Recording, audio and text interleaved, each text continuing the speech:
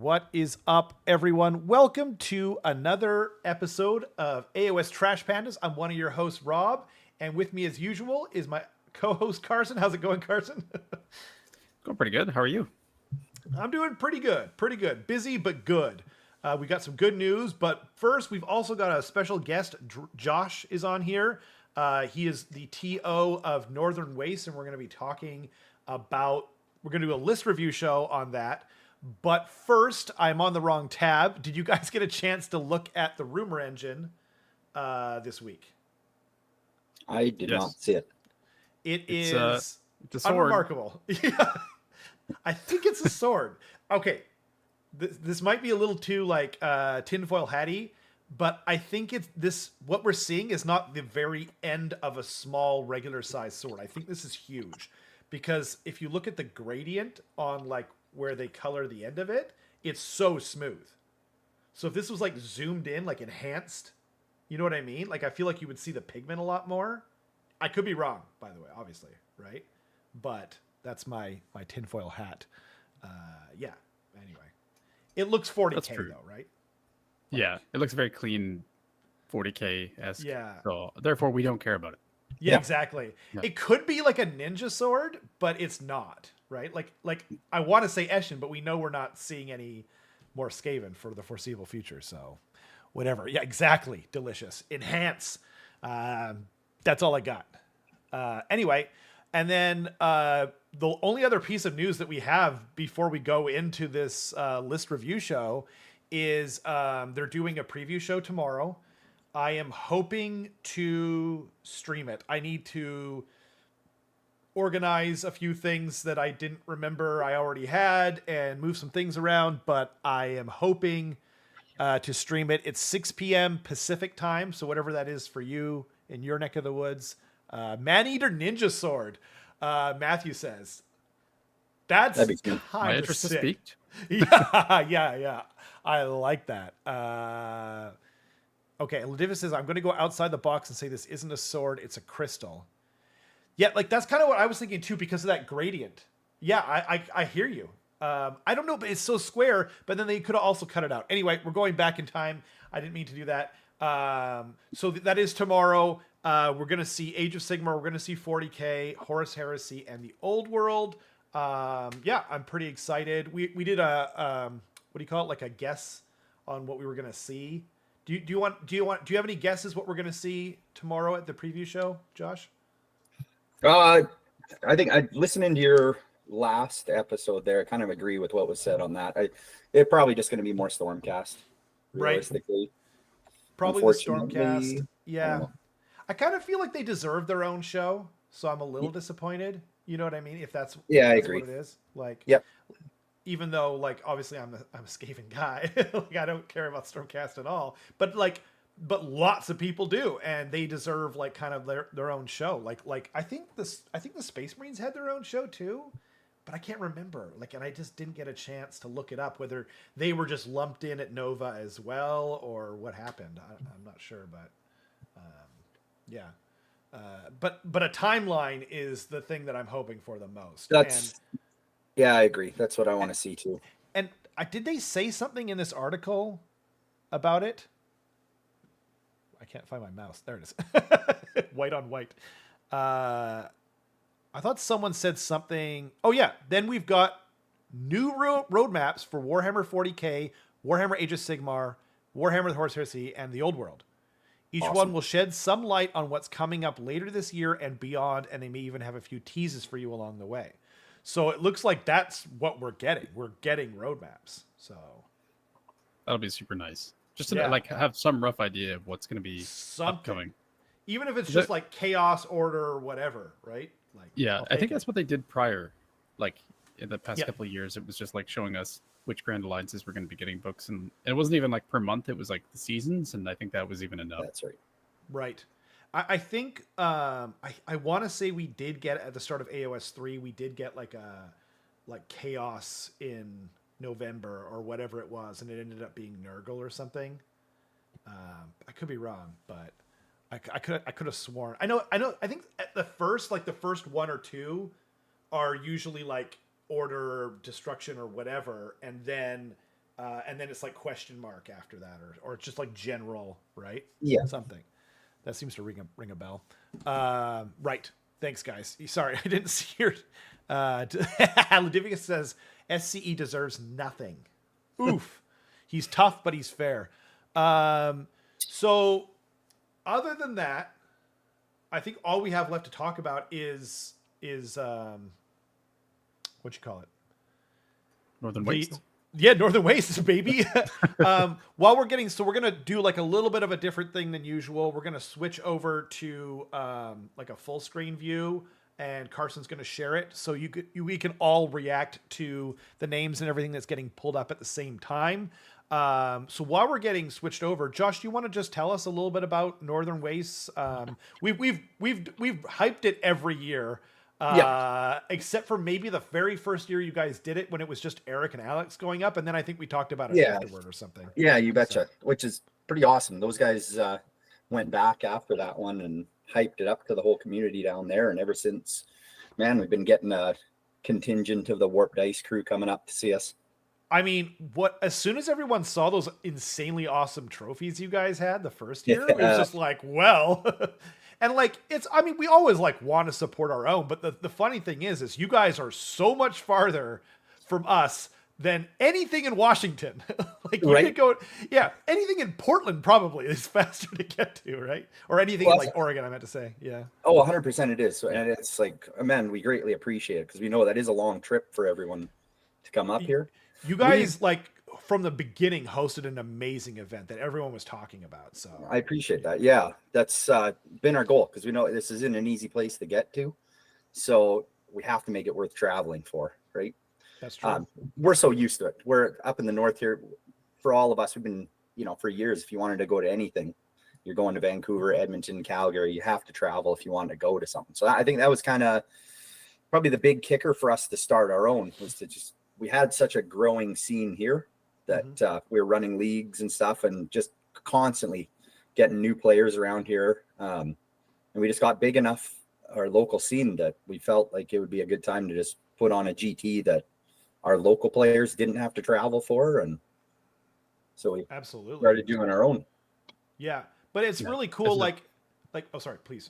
I was going to say, as a frequent tournament goer, I 100% appreciate TO stepping up and like hosting local tournaments, because like it's fun traveling down to Seattle and to other cities and stuff like that. But once in a while, it's nice to just like retire in your own bed at home after like 3 games at a GT, right?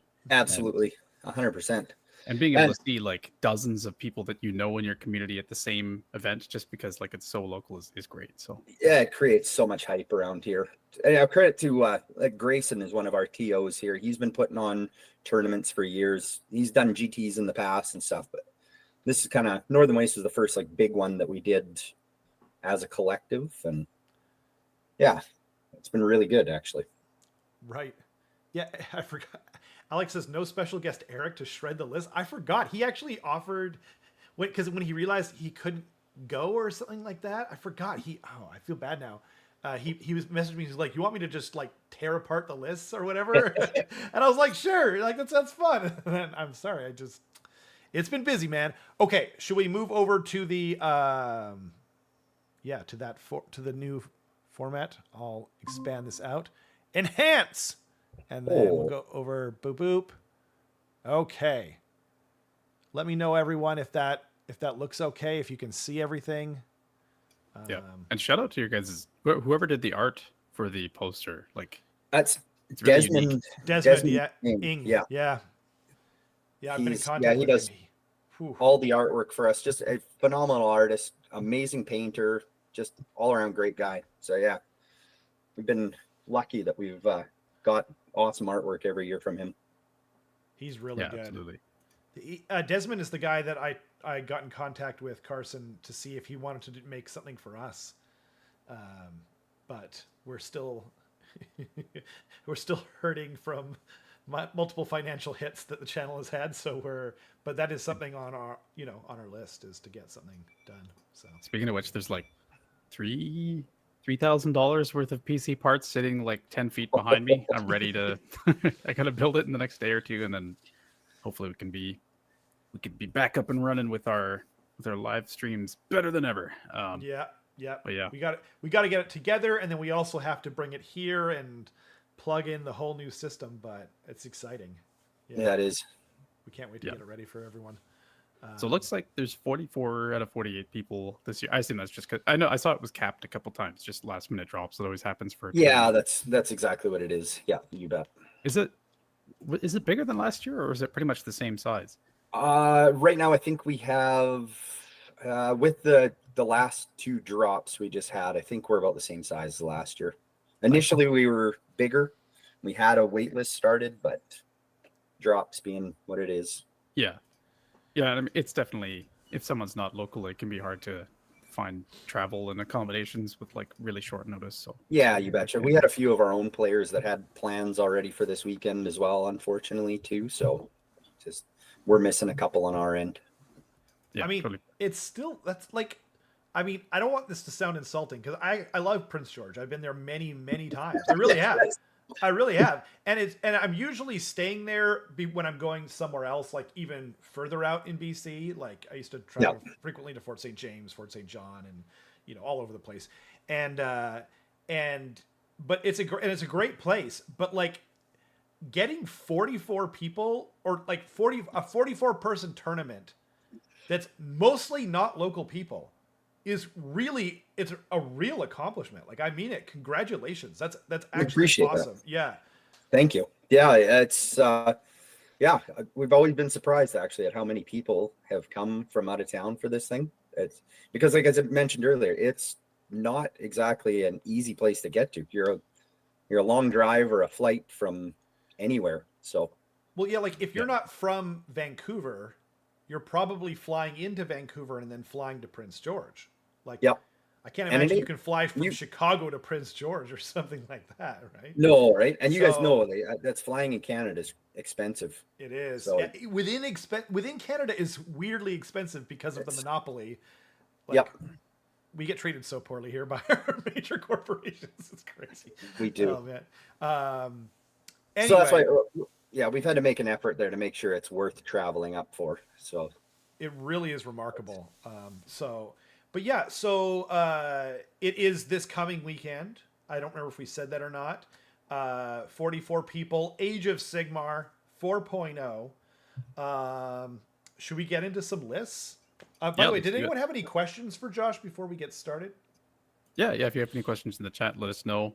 Alex said that he'll be missing the event this time, but he hopes everyone has a fantastic time. Totally agreed. Alex is one of those people who got everyone to go. So yeah, we're so bummed that Alex and Eric can't make it this year. We love those guys. Appreciated them coming up. So hopefully we'll get to see them again soon. Who needs them? Anyway, that was a list for you. I was going to say something rude about Alex, and then I was like, nah, I don't want to provoke that guy. Bunch of jerks. So we've got our amazing Wheel of Names here. Which has got every name for all of the people who have their armies checked in, which I think is everyone at this point. 44 names. I guess we can pretty much just get right to it. So let's click to spin, see the first name. Damn. Oh, Grayson has a question. Tell me why Conan sucks. That's a good one. I cannot possibly answer that because he played Spiderfang and got like second in a previous year. So our first name is Brian Waters. Let's go find that. Brian, right there. Easy peasy. So we've got Sylvaneth. Ooh. Trees, which is very fitting for Prince George in the sticks. It is. Damn. I was like, whoa. So like 1940 points. It's called Queen's Gambit. Lords of the Clan, which I actually don't recall what that is as far as the battle formation goes. Do either of you guys know? I don't. I'm sorry. I have not been paying attention to Sylvaneth either. I've been for me, like they were just above Zeech, where I like them. I'm enthusiastic, but yeah, everyone plays them here locally. So yeah, they're in a bit of a rough spot. The recent FAQ helped them a little bit, just because it changed the range from wholly within 6 to wholly within 9 inches for a couple of their abilities, which is really nice. Oh, for the trees and stuff, like yeah, exactly. Oh, so man, that definitely helps. It's a so step in the right better. direction. Yeah, that's a big deal. I still think there's a ways to go. But that being said, I think that the stuff that I'm seeing here is already like common with what I'm seeing like meta lists being for Sylvaneth, which is you got your Alariel, who is going to be bringing back either herself or another unit on a 4-up every movement phase, or every one of your movement phases, which is pretty nice. Then you've got your Kurnoth Hunters with Kurnoth Greatbows. These guys are kind of like secretly super scary because they ignore the guarded hero rule. Right. And they can just be like absolutely sniping foot heroes. And I know as an ogre player, that's terrifying for me because I'm just like, please don't touch my butcher. That unlocks all of the speed in my army, and I need you to not touch him. That would be great. Are they still -1 when you're near? It's just basically like you can shoot them from outside of 12, but they're still -1 to hit, I assume. Not on their war scroll. So now, I think the only things that they have is the ignore guarded hero and you mean guarded hero? Yeah. Oh yeah. You're still -1 to hit, but you're okay. Cool. That's just a general FAQ thing. Got it. Same as Gisele's. Oh, I see. Or with Gisele's in the Warlock. Well, yeah, that wasn't an FAQ. That was built in from the beginning. Okay. Either way, yes. Okay. Cool. And then what else do we have? We have a Spirit of Dirthu who wants to be teleporting around, smacking stuff, and then teleporting back away. Some Tree Revenants, which are going to be teleporting around just for battle tactics. Drycha, more Tree Revenants. So this is a very hero hammery list that also has like just 6 great bows to be absolutely harassing people from afar. So that's pretty cool. Yeah. Russell Crowe has a question for us in the chat. He was asking why I didn't shave off my beard and just leave a mustache so we could have a full mustache. I can't pull it off, Russell. Well, that was my father, you know. I think you can. It's just I don't know, man. The pure energy coming from this podcast, if that were to happen, would be way too much to handle. So everyone's pants would just fly off as if by magic, just burst apart at the seams. Rob with a handlebar, man. Whew. That's right. That's right. Do you guys have any other thoughts on this list? Brian's list? Not much. Good luck to them. You know, did we find Brian's an absolute gem of a guy too. Comes from Edmonton, absolute sweetheart. Him and his buddy that are coming there came out to PG for a 1-day doubles RTT. They had so much fun at the last Northern Waste. He's a good dude. Excited to see him again. You would have to be, wouldn't you? Yeah. Did we find out what that does? Yep. Okay. So Russell Crowe just told us that it's monsters heal flat 3. Oh, I thought that was the other part of the FAQ he was talking about. Got it. Oh, that's pretty cool.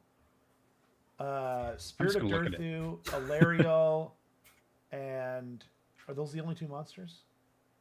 Drycha, yeah. Oh, okay. Yeah. Yeah. Let me just That's take a pretty quick cool. look. I like it. What's it called again? Lords of the Clan. Yeah. When using the endless growth ability, friendly Sylvaneth monsters can heal 3 instead of heal D3. Okay, yeah. It's correct. Cool. Well, let's pull up another name. Oh man. Dang it. Ledivicus, if only he had said that earlier. If Josh and I both had bread. Although we gotta represent AOS here. Yeah. Did you remove Eric Wilms? Wilms, excuse me. Gets player. Ooh, he already knows. I do. Lethal llamas. Sorry, I almost said flames. It's about to get trugly. 1980 points. We've got Trog Herd, which just means that all of the Trogs are going to be healing at the start of every turn. Or is it? I can't remember if it's this unlocks them healing after combat or if this unlocks after them healing. Yeah, it's after they fight. Okay, gotcha. Same as AOS 3, I think. Yep. Lore the Clammy Dank. Or actually, do either of you guys want to cover this one? Sure. Yeah, Josh, you're gets main. Oh man.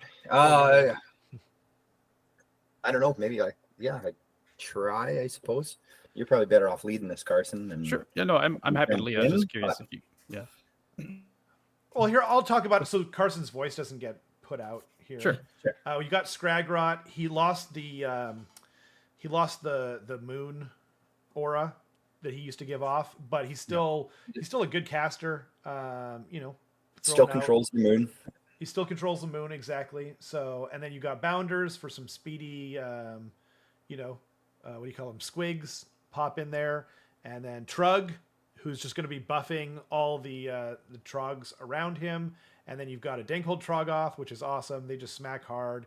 And then 2 units of reinforced Rock Guts, which are just like the hardest thing to kill in the entire game. Like, they are obnoxiously hard to kill. But he does also have a Loon Boss on a giant cave squig. I don't know what these guys do because they were so lame in AOS 3. I'm assuming they got like some kind of buff, or they're better now, or they do something. So but the thing they have now is they allow a unit to fight right after them. okay. Kind of a common trope that we've seen with a lot of heroes now. So if he's running those with the hoppers or the bounders, the squig boss on cave squig will get to fight first, and then the unit will fight immediately after. That's fun. Interesting. Yes, They're not bad. I'm not the biggest fan of them, but yeah, I see their use. I guess partially what things like that are doing now is they're just unlocking the ability to take certain units at all. Like, I see he's got Scragrot, so he could have just thrown the Squig Hoppers in with them and then taken something else. But, you know, there's like I'm sure there's a method to the madness here. So. Yep. Yeah, with Clammy Cowl, he'll be harder to hit. Just a nice single speedy model, I guess, that can do battle tactics, grab objectives if need be. Right. Yeah, I like it. Yeah, I like the inclusion of Trug too, because Yeah. a lot of people are just taking the Trog boss. Yeah. But Trug is interesting because like he hits harder. He's got that ability that he does every hero phase where he could be giving people like +1 attack or like extra rend or giving himself a ward. So it's interesting to see that it's like more of a tool than a regular Trog boss. That's true. Yeah, I like him. Yeah. Cool. Ludivicus says not enough rock guts. It's like he wants people to have fun. Wow. How dare he? Right. I know for a fact there's at least one person I know of that has like 3x6 rock guts in their list. And yeah, he's coming from Vancouver. You're gonna see a common trend, I think, amongst the gets list there. Yeah, 100%. Cool. Unless there's anything else about this, we can move on to the next one, I guess. Yep. Asri says hoppers are still fast cav. I like it as an option to go steal objectives or complete tactics while the trogs fight in the middle. Yeah, it's a great point. Agreed. Yeah, Yeah, makes a ton of sense. absolutely. Very cool. All right. Sorry. Sockjack is wondering whether a goatee is a type of mustache. I would say no. Yeah. No, that's a beard. No, that's beard. Yeah. Yeah, as soon as anything comes south of the lips, it's a beard. Okay. What if it's like a really long handlebar mustache? That's fine. Okay. It's a handlebar. Okay. You know, I'm just. you Let me just grab said what onto if it's a mustache, and it's obviously a mustache. Yeah, I know, Anyways, but right, like this you is a said personal anything- thing for me. okay, I'm just okay, going to spin fine, the wheel.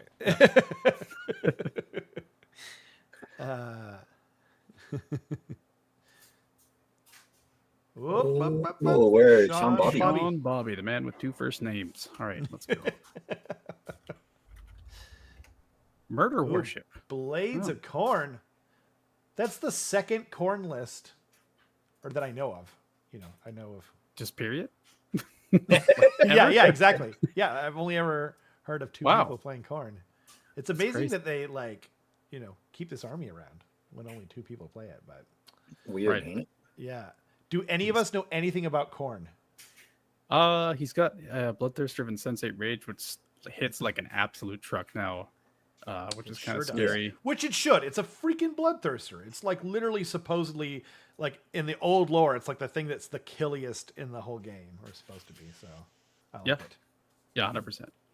He's got a Skull Cannon for a little bit of ranged harassment. Bloodmaster with some Bloodletters. So does the Bloodmaster? I think he also chain activates with the Bloodletters. Similar thing with I the think so too. Loon Boss that we were seeing before. We've got a Slaughter Priest for some prayers. Blood Warriors for just a bit of an anvil. I can't remember what Cornate Legion quite does. And he's bringing the Judgments of Corn manifestation, which there's actually some interesting things in there. Yeah. I believe the sigil or whatever it's called, like the stationary one, has like a commands denial, where if he rolls 2d6 and on an 8+, you can't use whatever command it is that you were trying to use, and the command point is still spent. So, and it's within like 8 inches because it's Corn, but it's still very good, right? Like it's something that you kind of have to get rid of if you plan on going anywhere near it. It's true. And I mean, like, what you can't bring morbid conjuration anyway because it's Yeah, corn. yeah. And this person is clearly awesome because they're bringing corn, which is, struggling a little bit right now. And then so this is awesome. Yeah. I wish them luck. Yep. I wish them luck also. Good luck, Sean. Anna Bobby. Kornikova. That's Good one. Good one. We almost didn't notice. That's true. It's on the final pass. All right. Next name. You got me, Vox. I don't know what to say, man.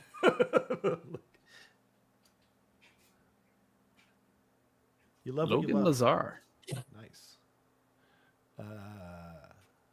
I know you guys can't hear the audio from like the Wheel of Names thing, but whenever it picks a name, they're just like the crowd That's is just right. going at it. Yeah, normally So we get to hear this on the stream. That's right. Yeah. And there's always one guy in the background that's just like, wow, and like, hell yeah. Live recording. Ooh, another Sylvaneth again. Jeez. Another Lords of the Clan. It's a good thing we already looked at what that does. Right. And we're told 4 drops, 1940 points. So he's going to be getting 1 extra command point at the start, or the first battle round. This time we've got 6 Kurnoth Hunters. That's great swords and great bows. Almost got me. So 3 great bows and then 6 great swords. We've got a Arch Revenant as the general. We've got a Spirit of Dearth who's going to be going around slapping people. No Alariel, I think. No. Yeah. Tree Lord, some Tree Revenants for teleporting around and smacking people. So it looks like you've got 3 big monsters in this list that are going to be making use of that sub faction, which is kind of nice. Yeah. Seems like It's solid. I like it. Braden said, everyone don't forget to like the stream. As usual, our stream monsters are much better at promoting this channel than we are. If you like what you see, and you don't mind me not having a mustache, then please subscribe. Comment down below if you're watching this later, and if you can like it, then you'll see more of it pop up, and it'll help other people find it. So thank you again. Yeah, and someone asked Chilliwack. This I think they're referring to where this tournament is. It's in Prince George, which is in. It's like basically the exact center of our province, British Columbia. Yeah. We always say it's the far north, but it's like halfway up. It's like literally halfway. Yeah. where the wall is, right? Yeah, that's right. Yeah. Yeah. There's wildlings exactly. past It's there. wildlings past us. You bet. Yeah. Yeah. And George R.R. zombies. You'll see them. Yeah. I feel like we got to start judging people's list names too. This one's just called Logan Sylvaneth. Could have been better, Yep. It's definitely no Anna Kornikova, but It's definitely not. Yeah.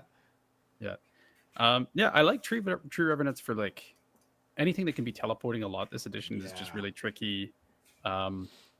What's nice is you can go for an easy take their land turn 1, just in case your opponent like hasn't screened out one of their terrain pieces, or maybe they like really condensed onto like the center of the board or something like that. It's easy to just kind of pick it up behind them. Not quite as good as Dreadblade Harrows, but halfway there, I was going to say, I will almost bet when they hit Night Haunt with the nerf back inevitably, we're going to see the teleport sub faction start popping up more. Right. It's just so good. I think so. Yeah, it's so good. If they mess around with their sub factions, like if they just nerf them for points and they leave like the sub faction wholly intact, which I don't think they'll do, but if they do that, then yeah, I think you're right for sure. I just like when you look at any Night Haunt list, I'm sure we'll get to some here. Have you guys seen anyone else playing Night Haunt right now that doesn't play the run and charge sub faction? No, and why would you? Not play it? Yeah, because it's not just run and charge; it's also retreat and charge. Oh, and they can charge in combat. What are you talking about? It's so ridiculous. Yeah. I think inevitably when that does get nerfed, I would imagine it has to, right? Yeah. If everybody's playing it, they got to do something about that. I think we'll see the teleport one come up more because fair. I don't know. A theme I'm seeing with a lot of lists this edition so far is everything feels really lean. So there's got to be a lot of open space on the board, and I agree. Teleporting around is huge. I agree. I think it just depends on what they do with it. Like I played a game against Roman's Night Haunt last week, and it was like the most stifling game I've almost ever played in my life. Like I couldn't believe how far everything was moving. Yeah, like the hex race and everything. Like basically every. I mean, he made some really long bomb charges, but like. And like he played it really well, which just made it even worse, obviously, right? Roman came up with the idea of maybe it's like pick 3 units, and they can run retreat and charge or whatever. But I think I'm still picking them. I'm picking that subfaction, even if it is 3. You know, unless it goes to like 1. Yeah, if it goes to 1, then I think we'll see a change. People will be trying other stuff. Right. I agree. 3 is still really good. It's still 3 is believable, actually. Still, I think. Yeah, exactly. Like 2, maybe 2 is the sweet spot. Maybe 1. I don't know, but I think it's like 1 is when it becomes like maybe kind of okay. But if you have 2, it's just like, oh no, you know. That's what I was doing anyway. Zooming like 15 inches across the board next to blade guys that are zooming 14 inches across because they're auto running them, right? It's like, when are you ever going to have like both of those things going at the same time and more? That's right. It would be. I mean, he had like everything come in turn 1. I was just stuck in my zone. That's obnoxious. Yeah. It was wild. I mean, like, you know, he got a little lucky with some of the rolls, and then, you know, he used a 6 to auto run some Grimghast.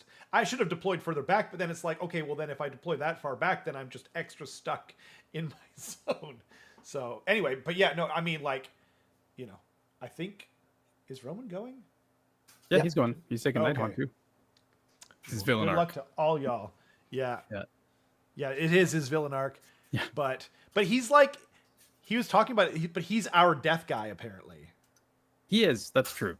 But what's weird is like he didn't even start with death. Like he's only ever had Soul Blight.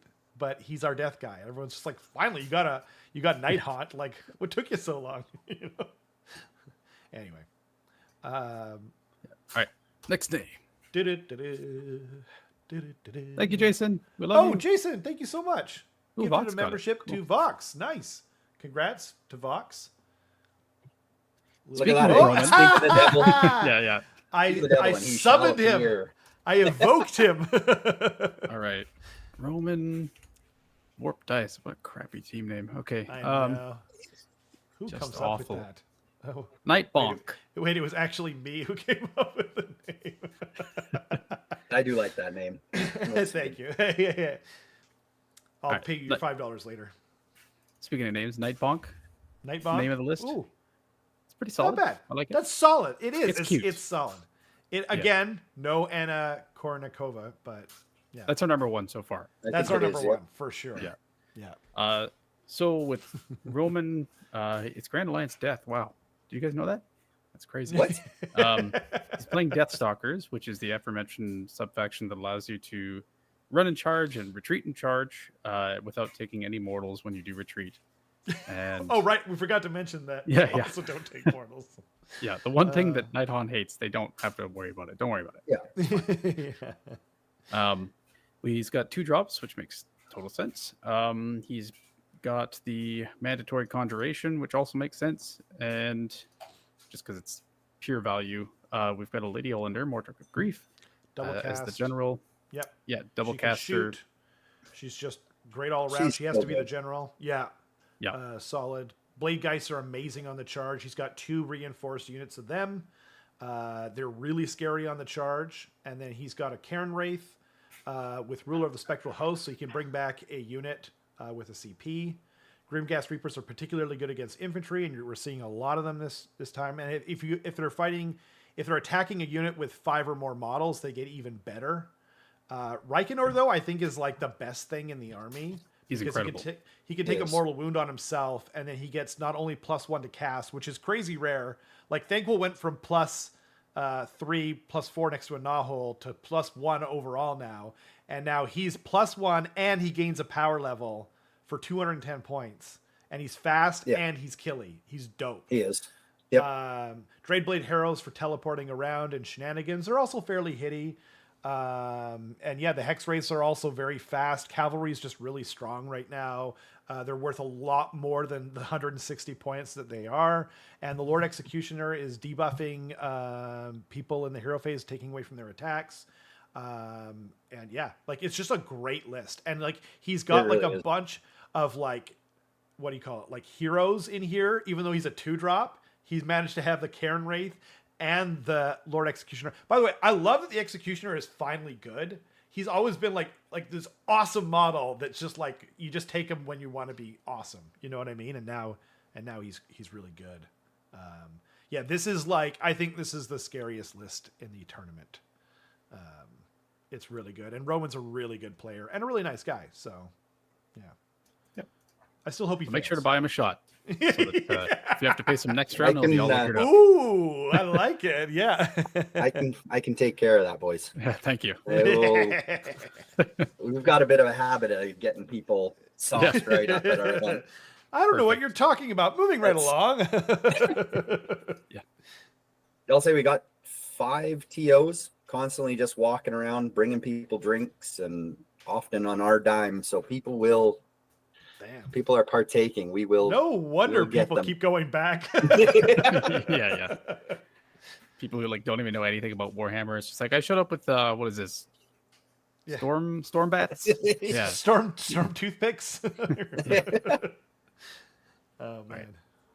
Cool. Yeah, I brought my GI Joe. Can I have my alcohol now? It's Gargins. I'll need you to bring Yeah. 4, right? Yeah. Okay. Yeah. Yeah. Someone had an idea of getting big wrestling figures and making them into like a Gargant's army. That would be unreal. Did you guys ever see that ogre's army that was converted to being all wrestlers? Like No. all classic like 90s Oh, WWE wrestlers, but done with ogres. It was phenomenal. Oh, damn. Yeah, we'll have to see if we can find that. Also, our next list is going to be from Moss Larson, who, if I'm not mistaken, runs the Mossdog Gaming YouTube channel. He does. Oh, cool. So go check that out. Absolutely. Then let's actually go see the list. I'm going to assume it's Cruel Boys. You Wow, are it's 100% Cruel Boy. correct. Oh, by the way, before I forget, our what's his name? Robot Rat. What's his name? What's our Mechrat. Mech Rat? He has his own channel, and he did like a Skaven kind of like guide. Oh, cool. I saw Nice. it pop up. I didn't get a chance to watch it, but look it up. People were saying nice things about it. So, Yeah. Awesome.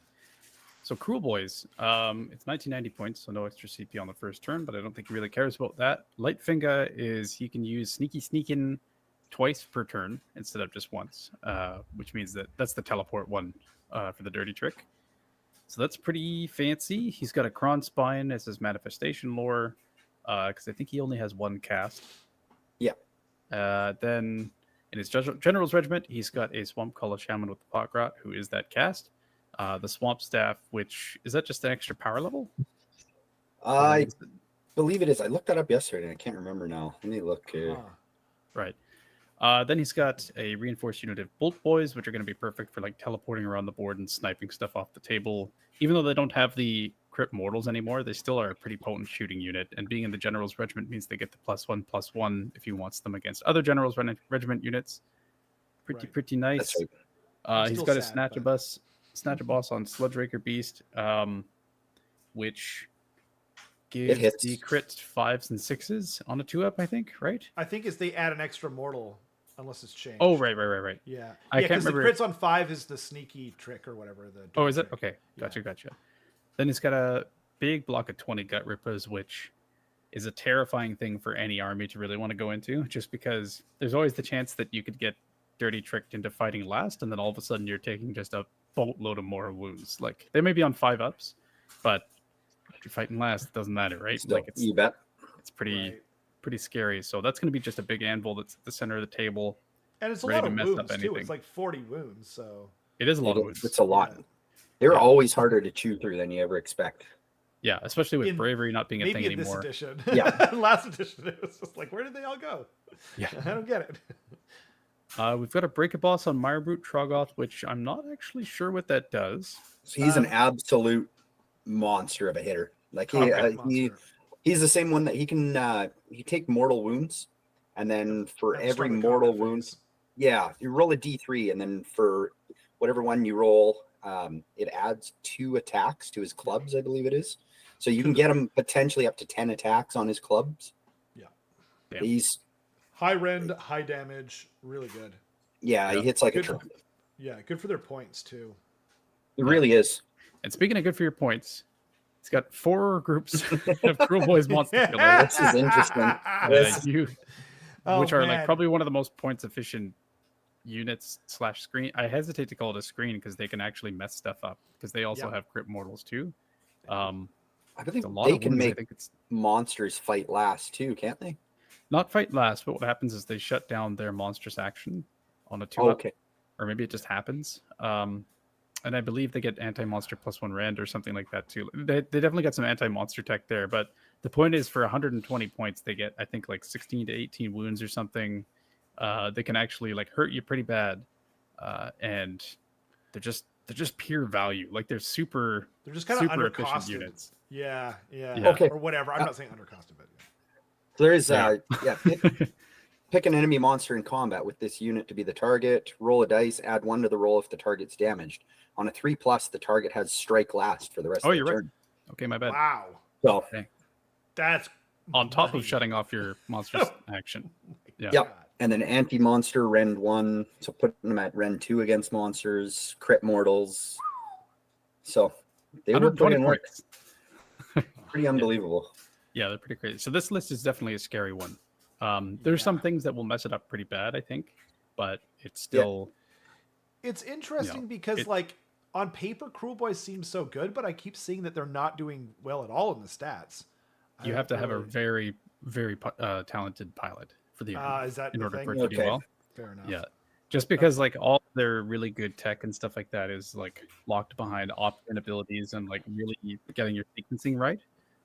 But if you have like a really good pilot behind them, they're going to be really good at denying you like your battle tactics, just kind of like zoning you out and really getting away from wherever you want to smack them. So it's pretty crazy because the thing is like the dirty tricks cap out at a 5 up, right? Yeah. So Yeah. worst case scenario, whatever they want to do is happening 1/3 of the time anyway, and it can happen, right? So they're pretty scary. Spook. The name, it's just Cruel Boys, I think. Oh, I hate this list now. Anyway, next list. You need Hi, to do Kenrick. better. Boring. Yeah. Okay, what do we got? Jason Hesse? Or I'm not sure. Jason. This list is going to look a little familiar. Oh, it's Ooh. Nighthawk. Yay! Zoomies. Oh, it's a Zoomies. That's a Oh, decent I like one. that. Yeah. Top 3 so far. Top 3 for sure. Yeah. Agreed. Yeah. Nighthawk Deathstalkers makes total sense. Deathstalkers. Wow, you weren't kidding. We've got Lydia Olander, Craig Drungard, 2 Dreadblade We got Arrows. 2 Dreadblade Arrows now. Wow. I think that's the play, is to bring 2 for sure. Just to have Yeah. The reinforced unit of hex rate is good too. Just Yeah. Bigger units, always nice. Reinforced true. unit X is incredible. It's 30 wounds on a 4-up ethereal that can be on a 5-up ward for a CP. Like that's an anvil for sure. Roman was saying he likes the Craven Throne Guard, but he doesn't have any. I loved them last edition. That's Really? yeah, they were annoying enough when you take them in a unit of 10 and drop them in behind someone. They were just annoying enough that your opponent had to deal with them. They couldn't just ignore them. Wow. And it often just you drag your opponent away from where they want to be to have to deal with those guys. Tuck them in behind terrain, they ignore line of sight, and I haven't used them yet this edition, but last edition I loved using them. They were awesome. That's cool. Underrated, I think. Yeah, totally fair. Speaking of underrated, he's got 2 20 blocks of Bladegeist Revenants. I haven't seen those in a list before, ever. Yeah. Remarkable. Brand Yeah. And then we've got the Lord Executioner with the Ruler of Spectral Hosts, which is what Rob mentioned before, is bringing back a unit at half strength for a CP once per battle. And then Light Shard of the Harvest Moon is if this unit is in combat once per battle, they can basically do like a pulse of +1 attack to all other Night Haunt units wholly within 12. So That's good. the first part of that is one thing that some people do tend to miss. That the Lord Executioner does actually have to be in combat to send that pulse out. So it's one Right. thing to look out for sure. But the Lord Executioner is making you like lose attacks most of the time anyway. So he's like a good unit to have it on. I think this is a cool play. Yeah, totally. And then weirdly, he has Morbid Conjuration and Reikenor the Grimhailer. I don't get it. So if you guys want to know, take those. Yeah. I looked at all the lists yesterday, and we have 12 players using Morbid Conjuration. If that's any surprise. Every player that's using Morbid Conjurations, you should be ashamed of yourself. Yeah. Carson, what are you taking again? Sorry? Oh, yeah, never mind. See ya, I gotta moving go, right. You're controlling this. Don't leave me. Okay. Next name. Woo. We're not going to talk about their list. It's just the next name. Yeah. Elf must be getting dizzy. Uh-oh. Oh, there we go. Speaking of... yeah. All right, next name. Next Yay. name. Yeah, okay, Matias. Matias. Playing Daughters of Cain. Which This was a bit of surprise. What? Yeah. No kidding. Is he Yeah. borrowing it from Dale? he sure is. Must be, right? Yeah, Wow. he sure is. I saw him playing That's it this crazy. weekend. Why is he playing Daughters? It's confidential. Oh.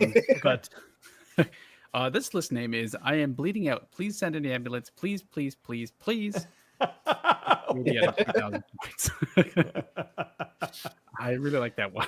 That's good. Yeah. That's good. Yeah, I don't it's a good know. one. That or Anna Kournikova, like. Why don't we look at the list and then we'll revisit it? Okay. I gotta bring up Daughters of Cain. To be completely honest with you, I haven't played against Daughters of Cain yet, this edition. Fair. So the Slaughter Troop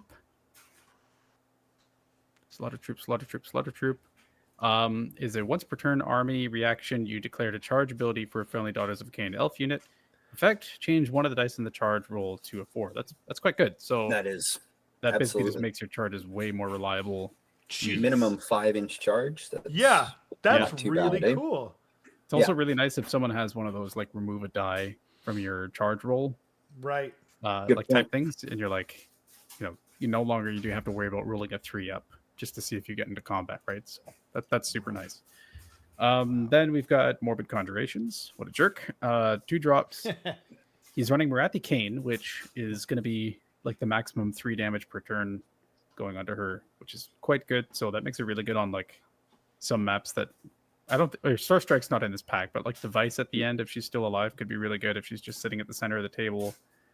She's got a reinforced unit he's got a reinforced unit of Bloodstalkers, which are bow snakes. They're just going to be shooting the crap out of everything from afar, really messing with like Gitz hates that, which is going to be good for him because they can just shoot the Loon Shrine right off the table. How far do they shoot? I think it's 18 inches, but I seem to recall Okay. they're pretty fast, and there's some other shenanigans too. Dale says Hag Queen can give a 5-up ward. Bows are 3 shots at 18 on 3s, 4s, run 1 damage with auto wound on 6s, or 5s if they haven't moved. Okay, interesting. Then the General's Regiment, that'll be solid. Yeah, for +1/+1, that'll be really good. Yeah. Then we've got the Hag Queen on Cauldron of Blood, which Dale said gives a 5-up ward, and it Is has it still the a bubble? Sevenfold Shadow. Sorry. I think it's still a 5-up ward bubble, right? That it Yeah. puts out? Yeah. Yeah, that's Yeah. crazy. The Sevenfold Shadow is once per battle. Your movement phase, if this unit is not in combat, remove it from the battlefield and set it up again on the battlefield more than 9 inches from all of them. Also, it's a once per game teleport. That's kind of neat. And then the Hag also has the Master of Poisons artifact, which is... Oh, no, sorry. That was the heroic trait, which is a end of any turn. Pick an enemy unit that had any damage points allocated to it this turn by this unit's combat attacks to be the target. For the rest It's of the one battle... unit, by the way. Sorry?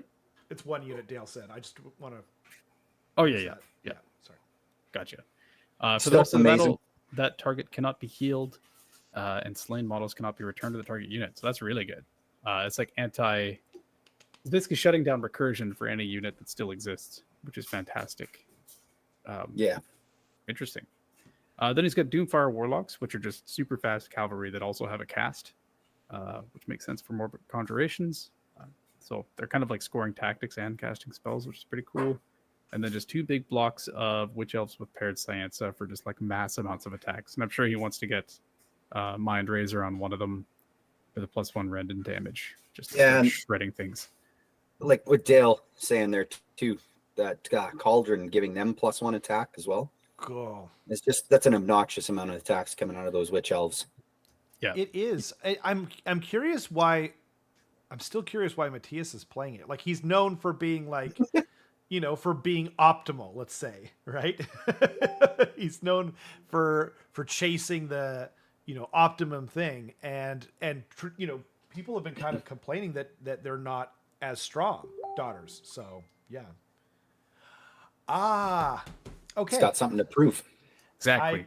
Or maybe he just wants to wave Dale's models in front of his face. Yeah. Yeah. Look what I can do with your own models. And then he just dies immediately. Yeah, I'm interested to see how this does, especially so like Daughters of Cain is fast and it has very high damage output. And I'm curious to see how it does into such a heavy Gits meta, just because rock cuts are like the anvil of anvils, right? No kidding. Yeah. You can be getting like a -1 to hit as well. And with that ward, it's like, is it going to be enough? You never know. Like, I think it depends on the battle plan too. So I feel like it'll be good against stuff like Night Haunt, maybe, where it's just like a lot of attacks. Yeah. And like not necessarily high rend, so you're not paying for the rend. Like that was something I noticed. Like I did really well against Andy's Corn list, and then I played Romans, and like stuff like my Storm Fiends and whatever that were -2 rend were just like, oh, I'm just not seeing any value from this, and now everything is like overpointed essentially. Whereas this is kind of the opposite of that, right? Yeah. I guess my concern would be into stuff that has fight last, because they are still fairly squishy, right? Although giving out that 5-up ward would be nice. Yeah. Yep, absolutely. Send them in. Yeah. I mean, I feel like we're still talking about this half of the list when there's still this part of the list too, which like you have to have a solution to. Yeah, right? That's true. Yeah. Like if you don't have chip mortals, then or like chip damage in like every turn that you can be doing, then it's going to be really difficult to deal with Marathi, because absolutely damage scaling is not the same as it used to be, and Right. it really only applies to her. I think like 10+ damage, and in that case, it's like she's about dead anyway, so yeah, it doesn't matter. So yeah, it's interesting. Yeah, as Dale said, he'll be good on wide maps for sure.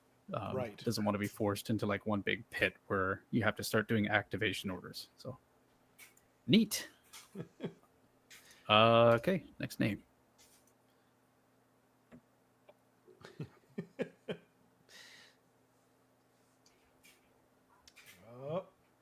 Oh, it was barely Keneal Youngman. Okay.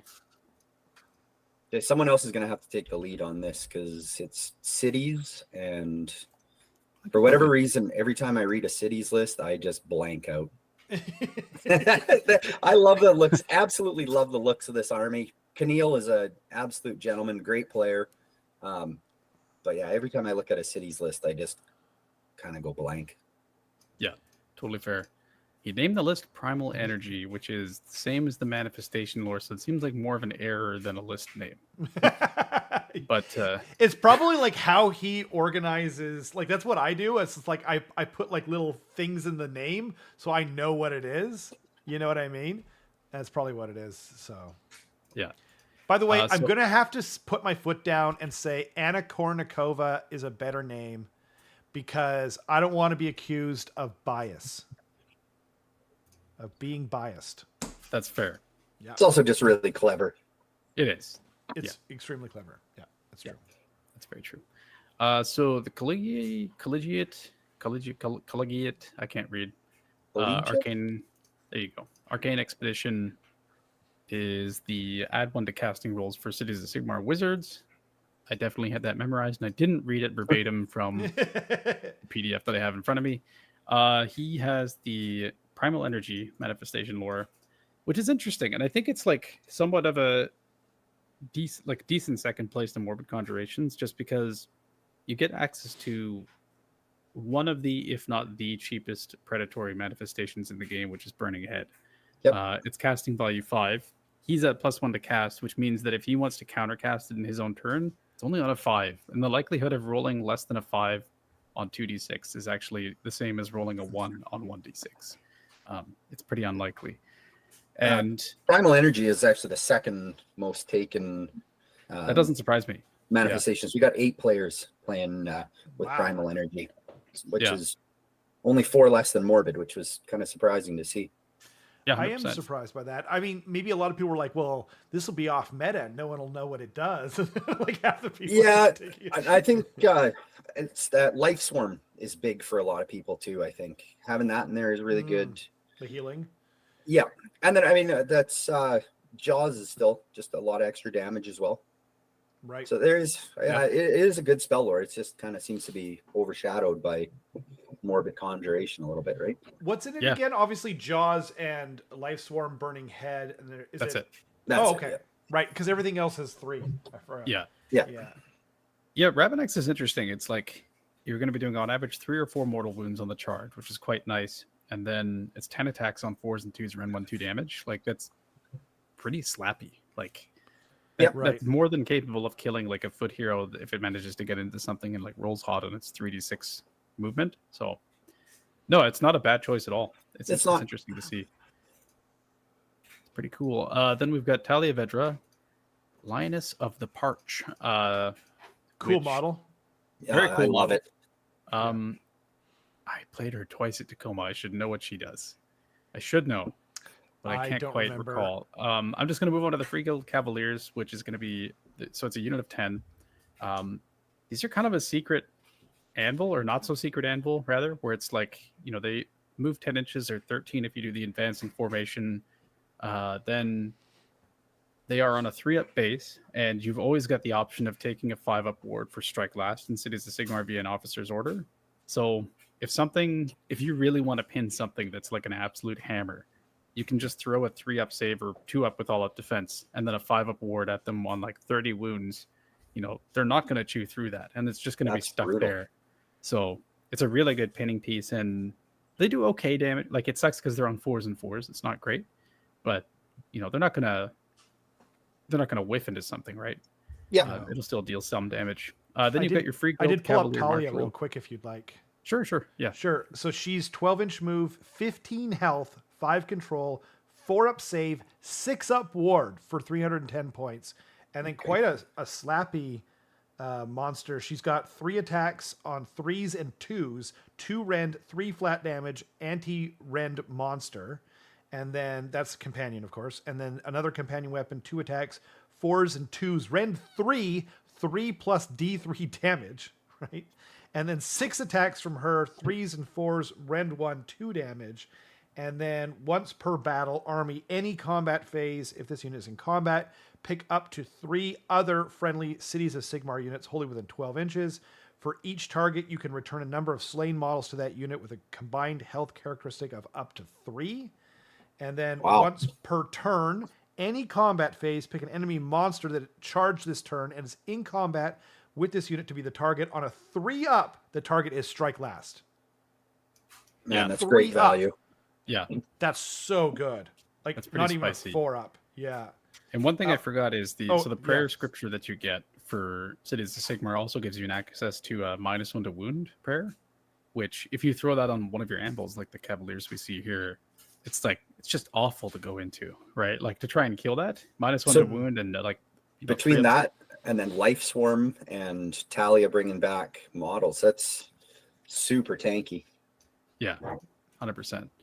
Like you're always going to be worried about charging into her, being Strike Last, and then just gutted by her or something else. And by the way, there was another thing, passive.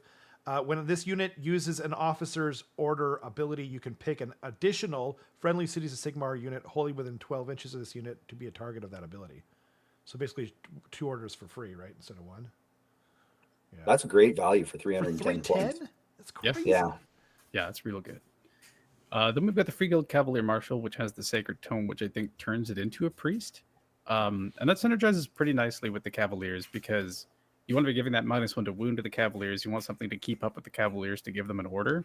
And also, True. the interesting thing is the Free Guild Cavalier Marshal, if it's in combat, basically like it can make another cavalry unit strike first in your army. And so the officer's order is to give it strike last. And as we know, those two things cancel out. And you're just getting a 5-up award for regular activation ordering, which is amazing. Right? Yeah. So you're kind of ignoring that downside of the officer's order. And you can just kind of proceed as normal. So that's a pretty cool combo. And then we see 2 blocks of 10 Fusiliers just for kind of like peppering people from afar. Sorry. He's got a third 3. one in there. Too. Yeah, there's another one. And then speaking of tanky, he's got a battle mage on Griffin with Grizzled Veteran, which I believe is the only able to be wounded on modified 4-ups. So just something more tanky. And then we see some Wildercorp Hunters, which are pretty much tactic goobers, but they can actually shoot pretty well too. So I think they have +1 to hit when they're like wholly within 3 of a terrain feature or something. So they're, sorry. Solid, man. One more regiment, which is the most important one, is you've got the Sorceress and your Executioners in a block of 20. And Executioners will absolutely shred stuff. It's a block of 20. They're normally 2 attacks each. However, when they charge, you can give them an order to give them +1 attack. And all of their attacks are crit mortal. Wow. And on their War Scroll, when they charge, it's crit mortals on 5s and 6s. So you can be doing like 20 to 25 mortal wounds to something. On average, 20 mortal wounds is what you're handing your opponent if they're on the charge and they get everything in and they get everything they want. Like it's nasty. Bonkers. That's nuts. They're a little bit squishy, but still, they move 6 base. You can move them an extra 3 inches with the advanced in formation. There's a spell to give them 3d6 charge. Like there's ways to get them in for sure. And I think that this is the unit that is like the Nighthaunt killer, because if there's anything that Nighthaunt hates, it's just like tons of cheap like damage when attacks and also mortal wounds. So yeah. Good call. Oh, by the way, Keith did point out that I think we kind of forgot that the once per turn Talia makes something fight last is only if a monster charged her. Right. So that does make a huge difference. So like, yeah. Anyway. Interesting. Cool. Yeah, I like the list. It's good. I think Cities is probably like up there for me just as far as like respect/interest goes, because they're one of the only armies that still has like various tools and not just spam. Right. It's not just someone being like, here's this super efficient unit, I'm going to take it ×4. It's a lot of different tools to kind of like to deal with your opponent, and they're all great. So it seems like not the easiest army to play though either. Definitely not. Definitely not. Yeah, in a meta where you have people spamming like gluttons and rockgut troggoths and blade geists, like it's when they're just like, I'm gonna run at you or I'm gonna stand on points, like suddenly your battle plan becomes a lot harder when you actually have to be tactical. Yeah. It's we were talking before the show started, but Josh was talking about why he doesn't play Zeech in tournament. It's just because like there's so much going on. There's a few armies out there. Like I've been watching a few, like I talked about Mechrat's review of Skaven, and I watched the Warpfire Minis review of Skaven and stuff like that. And everyone says the same thing. They're really hard to play, and that's why we're not seeing them as much.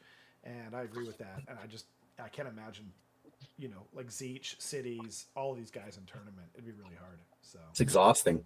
Yeah. So good luck. Good luck. Good luck to you, sir. Yep. All right.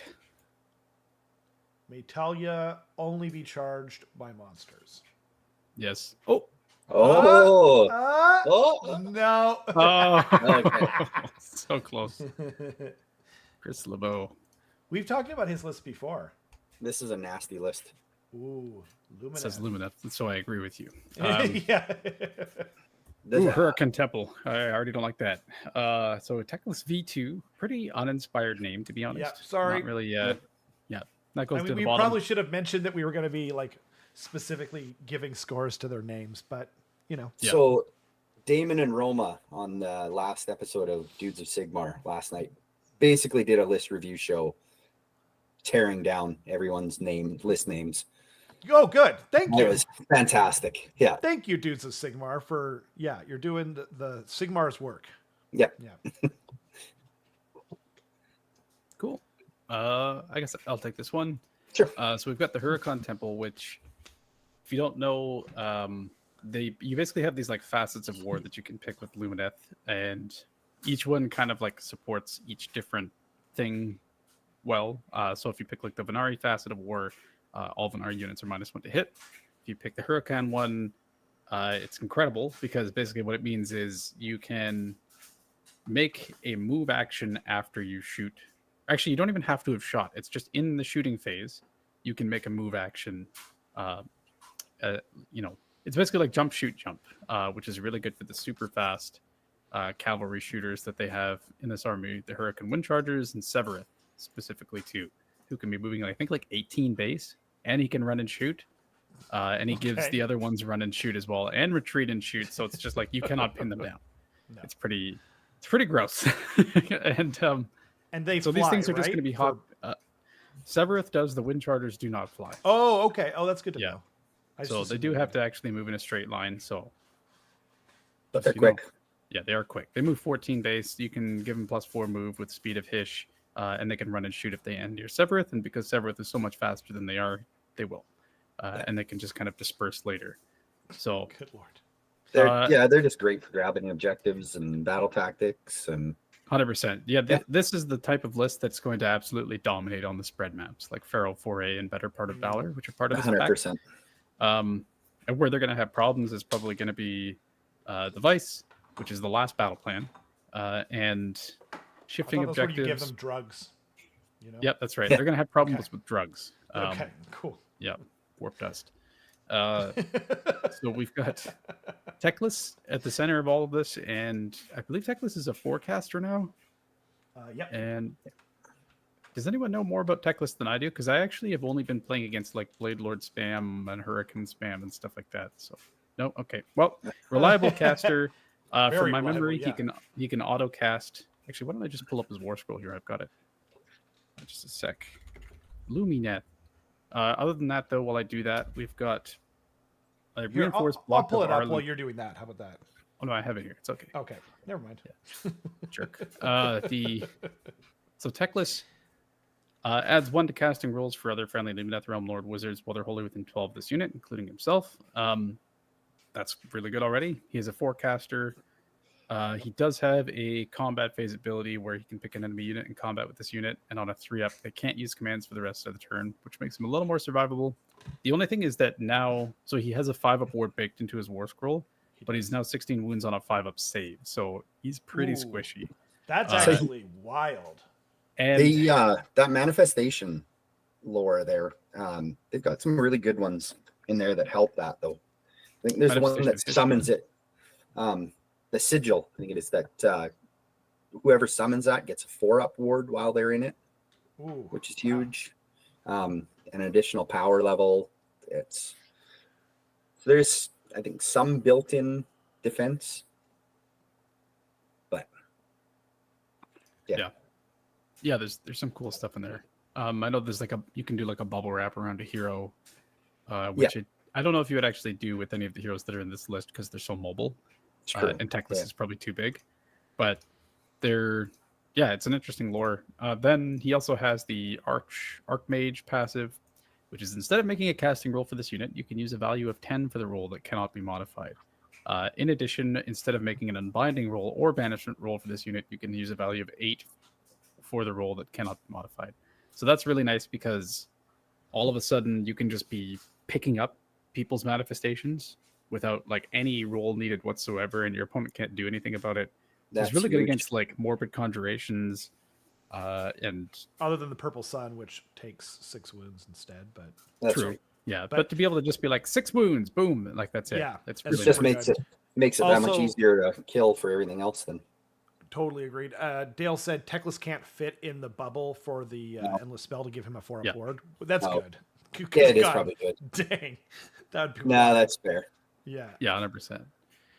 And then what's his last ability that he has here?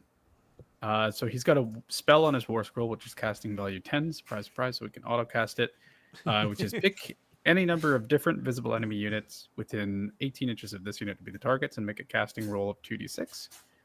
Roll a d3 for each target on a 2-up, inflict the amount of mortar damage equal to the roll. So he just like bombs people essentially. Yeah.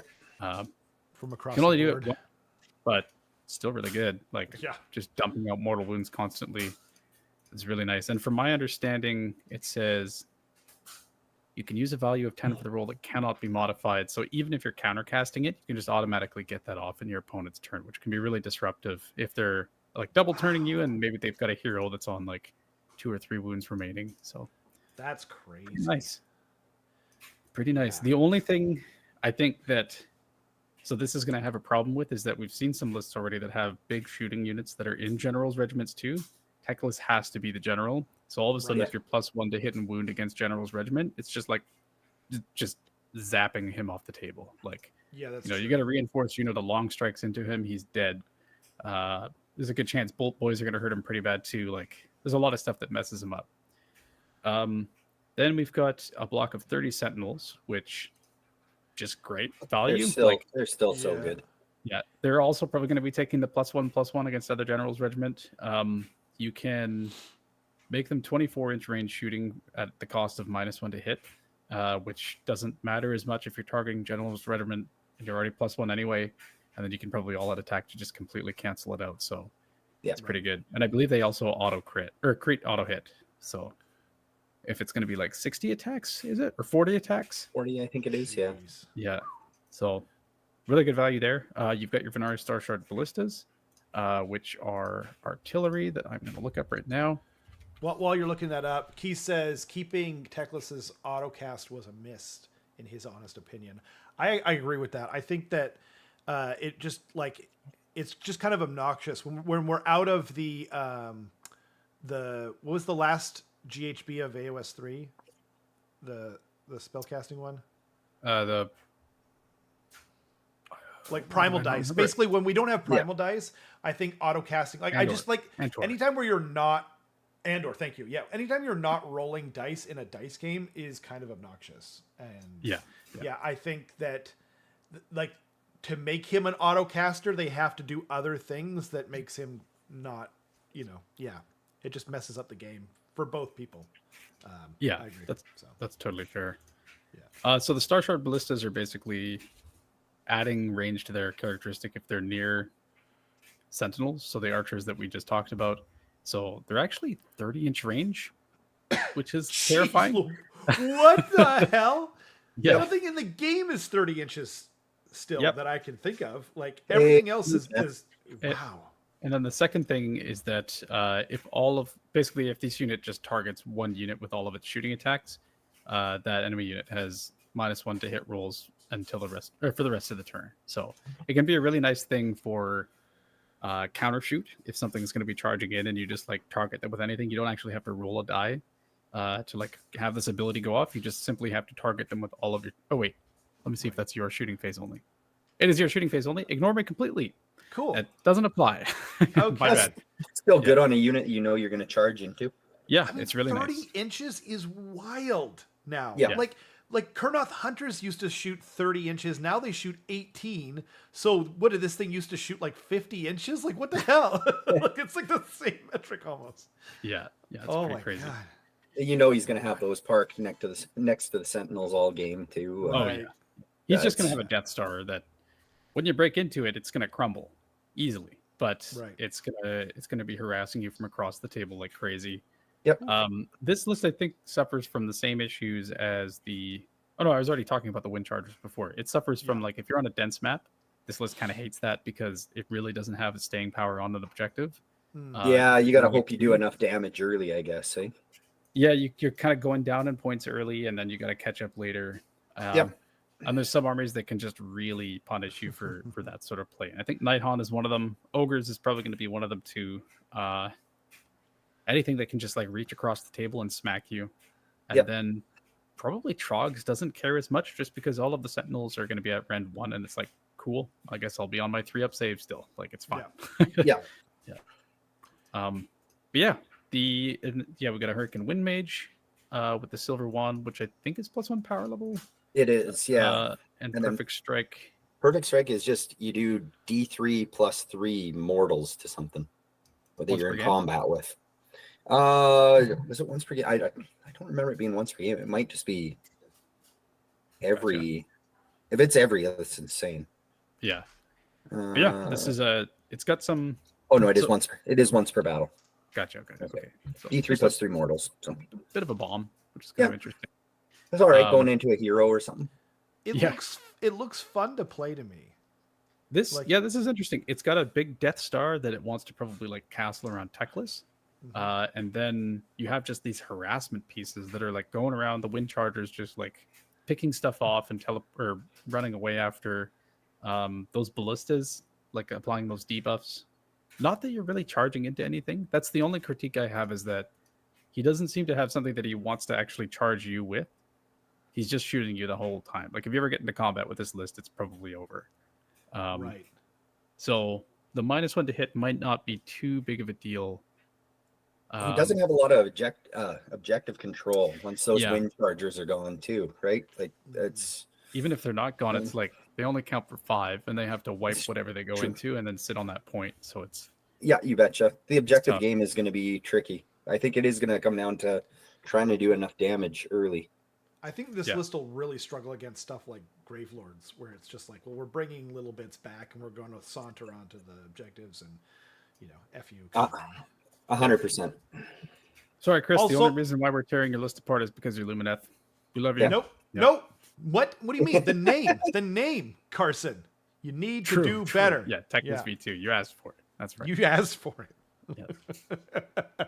Love Do you. you guys have any other notes about this list? Just I the think name. that covers it. Yep. Yep. Cool. I feel like for the we kind Wii. of went into his list a little too deep almost, but Yeah, But like I it was mean, also it's techie, which I like. well, it's we interesting. can't rattle off stuff about that list as we can about certain other armies. Like we seem to land on stuff that you and I don't play as our main list. So, or Yep. So notice. Matt Greenberg, I believe, is Oh! not making it, unfortunately. He Oh. was, I think, one of our last Oh. minute drops. Oh, that's Sadly. too bad. Is that why it was red? Yeah. Yeah. Him and I think Tom Carter is in there, and unfortunately not going to make it. Okay. Darn. Yeah. Sorry they couldn't make it. I removed him from the list. But we'll go on to the next name. They made it in our hearts. They did. Right. I'm sure their list names were amazing. Some say the best. They better have been. Will Reeves, one of the Warp Nice. Dice crew. Alright. Actually, the only non-Canadian Warp Dice member. Oh, He's our token American. Iron Jaws. Hell yeah. Alex is Canadian, right? yeah, kind of. Our only American Warp Dice member. There we go. My bad. Non-Commonwealth. Non-Commonwealth. Art Lads. That's fine. Mid name, decent. Hard lads. Yeah. Unless Unless it's like, a euphemism. No. right, Another couple right. points. Yeah. boners. Yeah. Damn it. You Orc stepped War on my clans. joke. Let's take a look at what Weird Fist is. I have a feeling it's something to do with casting. No, it's not. Friendly Iron Jaws infantry units have a ward 6 up while they're wholly within 12 inches of any friendly Iron Jaw wizards or priests, which is pretty nice because typically the stuff in this army is going to be on like really good saves. And I see some Ard boys. Oh god, there's 40 Ard boys. There is. Good On God. on a 3-up save And that's a lot. Yeah, and a 6-up ward, which doesn't seem like a lot, but you got to remember that's essentially saying your damage output into them is 16% less. Yep. So that's pretty spicy. It's 4 drops, so it's not deciding usually who is going to be going first, but maybe it doesn't care. Spell lore is the manifestation lore is the Kron Spine. We've got a Zogrok Anvil Smasher, which he hands out crit 2 hits or crit mortals. Which one is that? I believe it's crit mortals on him. Oh, Okay. wow. So he's going to be handing out crit mortals. We've got a War Chanta who has access to the Prayer Lord to be giving additional damage, which is really nice. So not quite as reliable as Iron Jaws used to be, but still pretty good. And that is an unlimited prayer, though, right? For the Maybe. plus damage. I could be wrong. Nope. The Unlimited Prayer is crit 2 hits. Oh, okay. Oh, no, that's a spell. Sorry. The Unlimited Prayer is add 1 to charge rolls. Okay, fair enough. Yeah. Alex says, "Gross. Is he trying to win or something?" I mean, the new the new Ardboys models are like some of the best they've done for any orc faction in any game ever. So I like it. They're great. Yeah. Yeah. I mean, the scary thing is that 20 Ard Boys, they've got Shield Bash if you charge into them, which I believe is for each model in the unit, it's like a crit back to you on a 6-up. That's not 5-up, but it's still like they're going to smack you pretty hard. No kidding. They're already hard to kill as it is. So yeah, exactly. And as Alex said in the chat, like Ard Boys with 2 damage and crit mortals is going to be super spicy. that's super spicy. Love it. That's 40 wounds on a 3-up, 6-up, realistically. Ugh. So it's pretty. It's going to be real hard to move. No kidding. So that's interesting. And then you've got, so we said the War Chant, an eye for the fight. Let me just take a look at what that trait is. It is a reaction to you. So it's basically you have minimum 4 of redeploy. That's nice. Nice. Quite nice. That's really cool. One interesting thing is that you've got, do the Weird Boy Rekkas run in charge as well as the Ragers? Yes. If they do, then that's it. I thought it was just the Rekkas. Is Maybe it? not. Let me just take a look. Rekkas, they can run in charge, yeah. Okay, cool. So Rekkas are going to be one of the things in the army that is not on a 3-up save. They're on 5-up saves, 3 wins each. But the interesting thing is there's some tech here because if you can be minimum redeploying 4, that means you basically get to move 4 inches up and then counter charge after that if you want to because they get run in charge. It's 3 CP, but it's like pretty terrifying, pretty slappy. The only thing is that they don't get strike first when they charge, which the Ragers do. So that tech isn't like quite as good, but it's still, they still hit super hard. Yeah, 6 attacks each is nasty. Yeah, it's real good.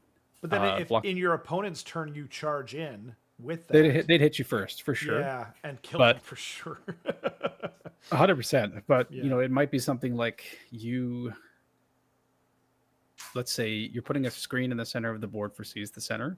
He redeploys 4 inches closer to you, counter charges, denies you a tactic, and kills your screens before he even gets to go. Right. That's a pretty spicy combo to be able to do. It's just something he has access to. Might not necessarily be doing.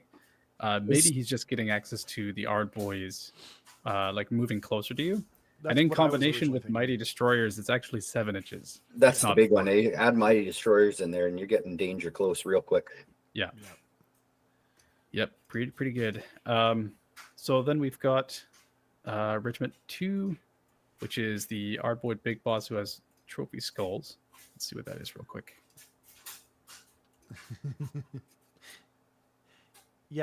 Keith, Alex was catching all of the gift subs for a long time there, but Trophy skulls is pretty good. Add 10 to the unit's control score for a War Chanter. So pretty nice. Yeah. Not bad having him tucked behind a unit of Ard Boys or. Yeah. And I would say most of the time for a destruction army, like the control score gimmick stuff doesn't tend to matter because you're just wiping people off points anyway. But the way that he's built this list 100% is like, I'm an anvil, you have to do something about me. And if he's got this War Chanter sitting behind 20 Ard Boys, it's like, it does suddenly matter, right? It does. It's a pretty big deal. Then he's got a unit of 10 brutes, so 400 points reinforced. Again, just incredible value. They hit really, really hard. They receive buffs really well too, and they're on a 3-up save. So just a really solid unit. Yeah, that's good. Will is pretty much just going to be like dominating dense maps, 100%. It's probably going to have a little bit of trouble on the 2 spread maps that are in the GT, or maybe 3. Is it Better Part of Valor and Feral Foray, and that's about it, I think, right? I think so. I'm trying to remember what the other shifting objectives device, and then what's the last one? Give me 2 seconds. I got that. No, I don't think Jaws was in. Either way, there's at least 2 missions that this list might struggle a bit on just because it's pretty slow. Yeah. And then your last regiment is the Weird Knob Shaman, which is just there for casting, essentially. Bring out that Kron Spine. Having a good time. Oh, by the way, or Kenrick asks, can you teleport with the Gork spell and then Mighty Destroyers towards the charge target? I usually haven't been able to do that, but Let me take a look. It depends on the wording of Mighty Destroyers. And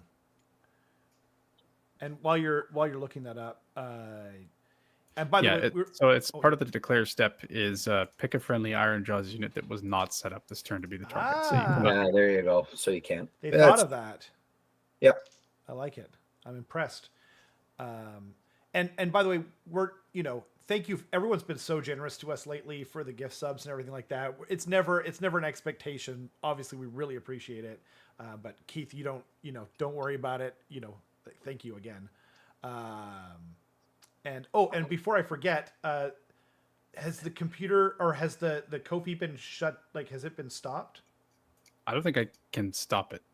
Oh, okay. But it's just an open thing. But our campaign was met. Yeah. Yeah. Oh no, I know. Yeah. It got up to 106%. Yeah. So thank you again to everyone. You were so generous. We love you. That's awesome. Yeah, absolutely. All right. Well, good luck to Will. Yeah. Yes. Good luck to Will. Absolutely. I like it. Yeah. Will's a great player. Yeah, he is. All right. Next up. Hopefully none of those Vancouver idiots. Are there any other kind? John Harder. That sounds made up. He's totally made up. Yeah, that's not a real person. Sounds too good to be. Yeah. City's a Sigmar. All right, I gotta start doing vocal exercises. He's got 5 drops. Wow. Ironwold Guild Army is interesting because that adds 3 inches to the range of his shooting attacks. Just a generally good thing to have. I just think that's great. Yeah, to be honest, like even with when I was using it with Big Yellows in Cruel Boys last edition, I just thought it was good. 100%. So just taking a quick look at what shooting units he has, I think the Wildercorp Hunters are like 12 to 18 inch range on some of their stuff, which just increases that by 3. Fusiliers are going to be going up to 21 inch range, which is pretty nice. And yeah, interesting. Okay, so we've got Talia Vedra, which we've discussed in great detail before. Just generally a really good war scroll. Lots of tools there. A big block of Free Guild Fusiliers, so 20 of them that are going to be in the General's Regiment for that +1/+1 against other General's Regiment units, probably. Really nice. They effectively are going to be having a threat range of 24 inches, just because when you fortify with the Fusiliers, you cannot have moved, right? Like if you move, you break fortify, which means that you get your lower range shots and they're crappier and it sucks. I like that they're doing that though. I do too. Yeah. It used to be in AOS, anything that was set up was considered not moving, which is crazy. And in 40k, it was the opposite. And I always thought like that was one of the rules that was way better. Yeah. The way to get around it though is advance in formation. Previously, you could just spam this on one unit to make them move like 9 inches. It is capped to 1 now with the recent rules update. Okay. So that's kind of where that 24 inch rule, like threat range, comes from. Is they have 3 inches move from advance in formation, 18 inch regular range shooting, +3 because Ironwold Guild. Or no, sorry, +3. Yeah, because Ironwold Guild. Then we've got a Free Guild Marshal on Griffin, which is going to be Grizzled Veteran, which again, unmodified force to wound only against them. Then we've got a block of 5 Cavaliers, which is going to be like a bit of a minor anvil and probably like objective grabber. We've got Galen Van Denst and Duralia Van Denst, which I don't quite remember what they do, to be honest. I don't know if you guys do. No, not at all. Maybe for the sake of time, we'll just skip past them. They used to be like snipery type things, like really good sniper type units. But gotcha. Yeah, I'm not sure. Okay, interesting. And then Wildercorp Hunters, which are tactic goobers next to them, which can also shoot. Then one more regiment of... So we've got a Free Guild Marshal and Relic Envoy, which what this does is basically like attaches a token to a unit where you can basically issue an officer's order from that token on the unit. So it kind of gives you extra range where you don't actually have to keep up with whatever you want to give orders to. So that's pretty nice. Dale says that Galen and Duralia Van Denst are 5-up ward heroes. So yeah, if they're together, he gives it to both of them, and then she is double the damage of this unit's weapons for attacks that target wizards. And she has an 18-inch 2 attacks, 3s and 3s, 1 rend or 2 rend if they're wizard, and 2 flat damage. So, yeah, and if they strike first when they're together, and 5-up ward each. That's interesting. Cool. Yeah, very cool. Then The Free Guild Marshal and Relic Envoy also has the Sacred Tome to make it a priest. And a Free Guild Command Corps, which still has some anti-command tech, I believe. But I just can't remember exactly what it is. I was going to ask if they're still all the rage or not. No. No, Not all the rage, but all. Well, I have Still the Command Corps right here, actually. It's so you have 3 abilities on them. Number 1 is once per battle round in any hero phase, you pick a friendly Cities of Sigmar human unit wholly within 12. For the rest of the turn, the first time they use the redeploy rally, covering fire, or countercharge command, you can pick another friendly Cities of Sigmar human unit wholly within 12 of this unit that does not use a command this phase to use the same command immediately after the first has been resolved. So that's pretty spicy. Yeah. Where you can be like redeploying multiple things, you can be counter shooting multiple things, and yeah, there's a lot of interesting great stuff value. there. Yeah, that's pretty cool. And then the other 2 abilities are they have a passive, which is while any Free Guild Marshal and Relic Envoy units, which they have, are wholly within this unit's combat range, this unit and those friendly units have a ward of 5 up, which is pretty nice. And then you have a once per battle army-wide reaction. An opponent declared a command for a unit wholly within 12 inches of this unit. Unless they spend 1 additional command point, that it fizzles, basically. So not nearly as devastating as it used to be, because it used to be like board-wide 4 up once per battle round or turn or something. But still nice in a pinch, right? Yeah. To get rid of something. Then you've got your Alchemite Warforger, which can be adding +1 to save to something, just to give, whatever out there extra anvil ability, and then a reinforced unit of steel helms, which are going to be sitting on points, presumably. So cool list. Cool. Black Powder Crusade is the name. Neat. Yeah. I give that a solid 6. Agreed. Yeah, agreed. Oh, Primal Energy too. Nice. Okay. Nice. Anything else from you guys on this one? No, I just don't know enough about cities. We keep landing on stuff that I just really don't know much about. Yeah, I'm the same. Luck of the draw. Great models, but Yeah. I still have the army box. I haven't built it yet. Spencer Kelly. What do we got? Oh, Maggotkin. Dace Oh no, it's Trogs. Gets. Never mind. Awesome. yeah, he's playing all Trogs. Yeah, What do you guys want to take this one? I'll preface by saying too that Spencer has been playing the all Trogs long before this was the hotness.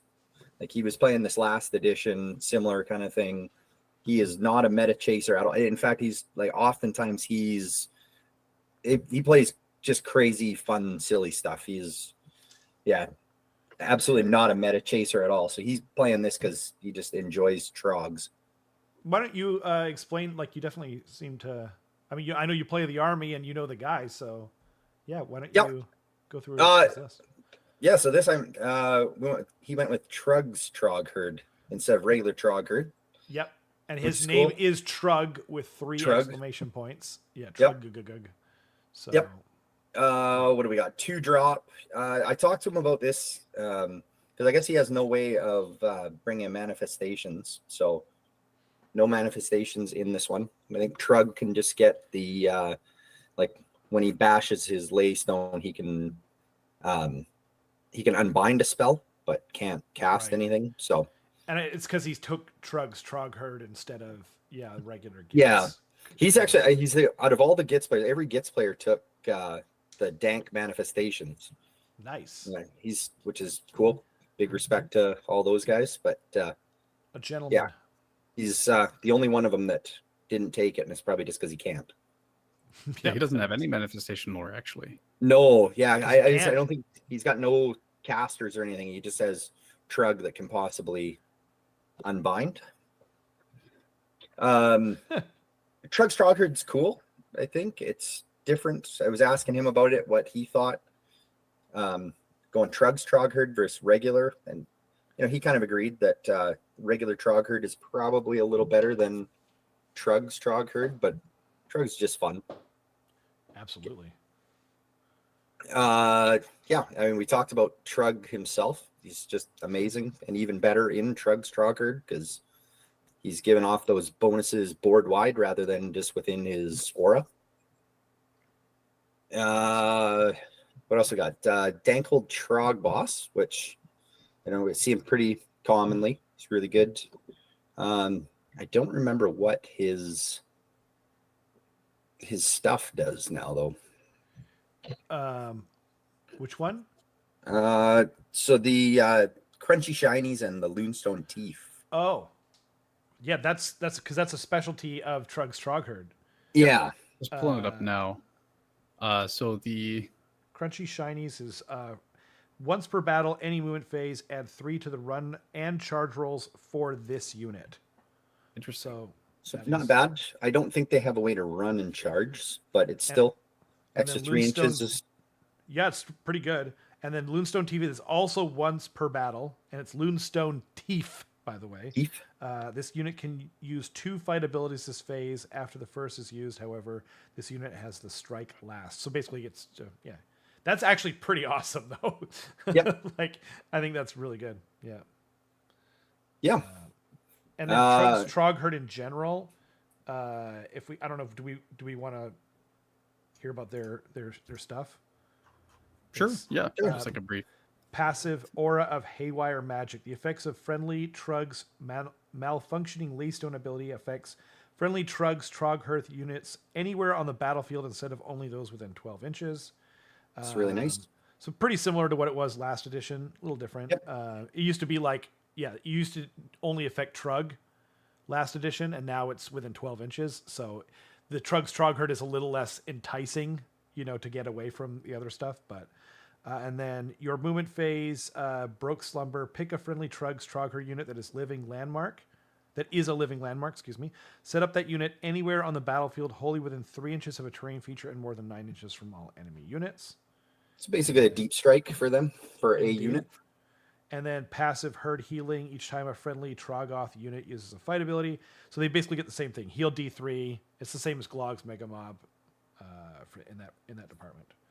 And then the Living Landmark thing is lower down, of course, because organization is not their strong suit. Why not? Yeah, exactly. Once per battle, army deployment phase, pick a friendly Trug's Trogherd unit that has not been deployed. Set up the unit in reserve, and it's a living landmark. It has now been deployed. So, and then passive effect. So Moon Toughened Hide effect in battle rounds 2 and 3. Subtract 1 from rend characteristic of melee weapons used for attacks that target friendly Trug's Trogherd units. That's really good, actually. It is. Like, holy moly, that makes them really extra hard to kill. Yep. In the 2 most important battle rounds for combat, right? 100%. Wow. In an army that's already crazy tanky. Yeah. So, yeah, getting these guys to move it's- is going to be tough. Again, it's fun. Like, I It would is totally fun. play something like this. I like it. love Trogs, so yeah, Yeah, agreed. I respect that he's doing something different too. It's kind of fun. totally. And again, that's Spencer for you. That's just him as a player. Go to hell, Spencer. I mean, good job. That's what I meant to say. What else do we got? We got a Dankled Trogoth. Yeah. Slap. What else can you say? They slap, right? Yep, they look cool. And then in the next regiment, Dankled Trog Boss. So another one. Yep. Just always good. And then 3 units of Reinforced Rock Guts, which is, yeah, nasty. Not much to say. Yeah. On that. Yeah. There's the beef. Yeah, that's true. If anyone asks where it is, it's right here. Yep. Indeed. Easy. Cool. Yeah, it's a cool list. It's fun. Loves Happy it. to see you on the table, Spencer. Yeah, Good luck anyone to you. that plays against him is going to have a good time. Nice. Awesome. Well, I guess we can move on to the next one then. Spin that wheel. Man, a lot of gets. Oh, yeah. Yeah. There was 6 Gits players, the most represented faction at Northern Waste. The BC destruction meta. Yep. Michael Michael DeLong. DeLong. Nice. Carson, you can take the lead on this one. Ogre Motrat. I don't know anything about ogres. Sorry. That's true. I don't know He anything about them. famously knows nothing. Yeah. His list is just his name, which is kind of a power move, to be honest. I appreciate that a lot. Yep. He's got Prophets of the Gulping God, which is going to be giving his wizards +1 to cast. Kronspine Incarnate, which, yeah, like it makes sense. He's going to be casting that more reliably, so why not? Yeah, I think he's only got the 1 caster, so. True, actually. Yep. Yeah, he's only got a Slaughtermaster, which is going to be his general, and the general's regiment is going to be the Iron Blaster, which could potentially get the +1 to hit and wound against other generals' regiment, as we said. a big block of 8 iron guts, which is just like beef, pure beef. Like, that's going to be what? 8 iron guts, 3 attacks each, 25 attacks, rend 2, damage 3. It hurts. Like, that's a unit, and they can fight twice, once per battle, so that's going to be really good. Jeez. The only thing that is going to kind of suck is because he doesn't have a butcher, they can't run and charge, so they're just going to be moving their flat 6 up the board, which is going to be a little rough. But still terrifying into anything that tries to go into it, or vice versa. Then he's got his first regiment, which has the Frostlord on Stonehorn, who is actually set up in the exact same way as mine. He's got the Fang of Guran, touched by the Everwinter, which respectively is a once per game shut off of ward in the combat phase. So something that he's in combat with, he just turns off its ward for the rest of the turn. And then touched by the Everwinter basically makes it so that he's a priest, which gives him access to his run and charge prayer, making terrain obscuring, and also pulverizing hailstorm, which is just a big mortal wound bomb. And then one interesting thing is that the Frost Lord is like a really good scalpel because he's got that ability on his War Scroll where he can use a monstrous rampage, D3 mortal wounds, and then he just gets to move 2d6 inches. That's amazing. So he can just kind of like hop over something, and he can hop over whatever it was that he charged. So if there's a screen, you can just hop over to the other side if you roll well enough. So that's pretty good. Then we've got a lot of Frost Sabers. Like, that's crazy, right? Like, it is. It's pretty cool. Interesting. Like, it's cool. They're Yeah. Screens, they're fast, and they can grab objectives. Like, they do a few different things. Well, you see them come up in lists now. Like, at least they're getting played now too, eh? Okay. 100%. Yeah, they're an interesting tech piece because so first of all, they kind of hit that threshold of if you run them, they go a minimum of 10 inches, which is perfect because if you're trying to do take the flanks turn 1, it's exactly what you need, right? You want to have 2 units on the side of the board that can be going at least 10 inches to just move up. You don't necessarily care if they get killed because they're just for 70. Yeah, 70 points, man. You don't see much these days for 70 points anymore. Yeah, and the kicker is they have an ability where if they're within 3 inches of a piece of terrain, they're not targetable by shooting if they're outside of 9 inches of enemy units. So that means that they are actually pretty sticky as far as like objective goobers go, like battle tactics. Like they can go take their land at the end because there's so many of them, right? There's 2 blocks of 6 and there's 2 blocks of 4 and a block of 2. So like, that's 12 really wounds. Cool ability. Yeah, they're definitely very solid. It's interesting. And then what's also interesting is he's got the Regiment Renowned for One-Eyed Grunnock, the War Stomper Mega Gargin. So that's just going to be like I sit on a point, have tons of control score, and you have to try and do something about me. So this is a very I don't think I've ever seen a list that's anything like this edition so far, and it gives me hope because like in the land of glutton spam and everything gut busters, it's nice to see someone doing something different. So I really appreciate that. Yeah, it's cool. So power to you, Michael. I hope you do well. And oh man, those definitely need a new model though. Yeah. Yes. I hadn't seen them until I just used the Fenrisian wolves. Yeah, that's what I was going to ask. If that's a good call. Yeah. Yeah, 100%. All right, next one. My God, do they need a new model though? It's real bad. They have a new model in the Underworld Warband. Oh, Justin Ettinger. This is a fun one. Oh, I went to a new tab. more Gloomspite gets. Well, what do you know? Wow. Oh my. Squillash. Nice. So This funny is story. sick. Funny story about this one. We were all kind of sitting around at, I think it was Grayson's the one night. Just one of the guys' birthdays. And Justin was there, and we were kind of talking shop about lists for Northern Waste. And as we do, kind of goofy met up here, we threw out there to him that he should play 7 Manglers. So he was all for it. Justin was going to go for it. What? That's the kind of silly stuff we'll throw out. But the problem was we couldn't source out 7 Manglers locally. Oh man! And unfortunately, I was talking to Dale the other day, and apparently Dale has. Oh, he should have, right? Yeah, I had them too. Dale like says he's got a couple more, so we managed to source out 5 Manglers for him. Wow! And so We ended up settling on 5 manglers and 72 squig herd.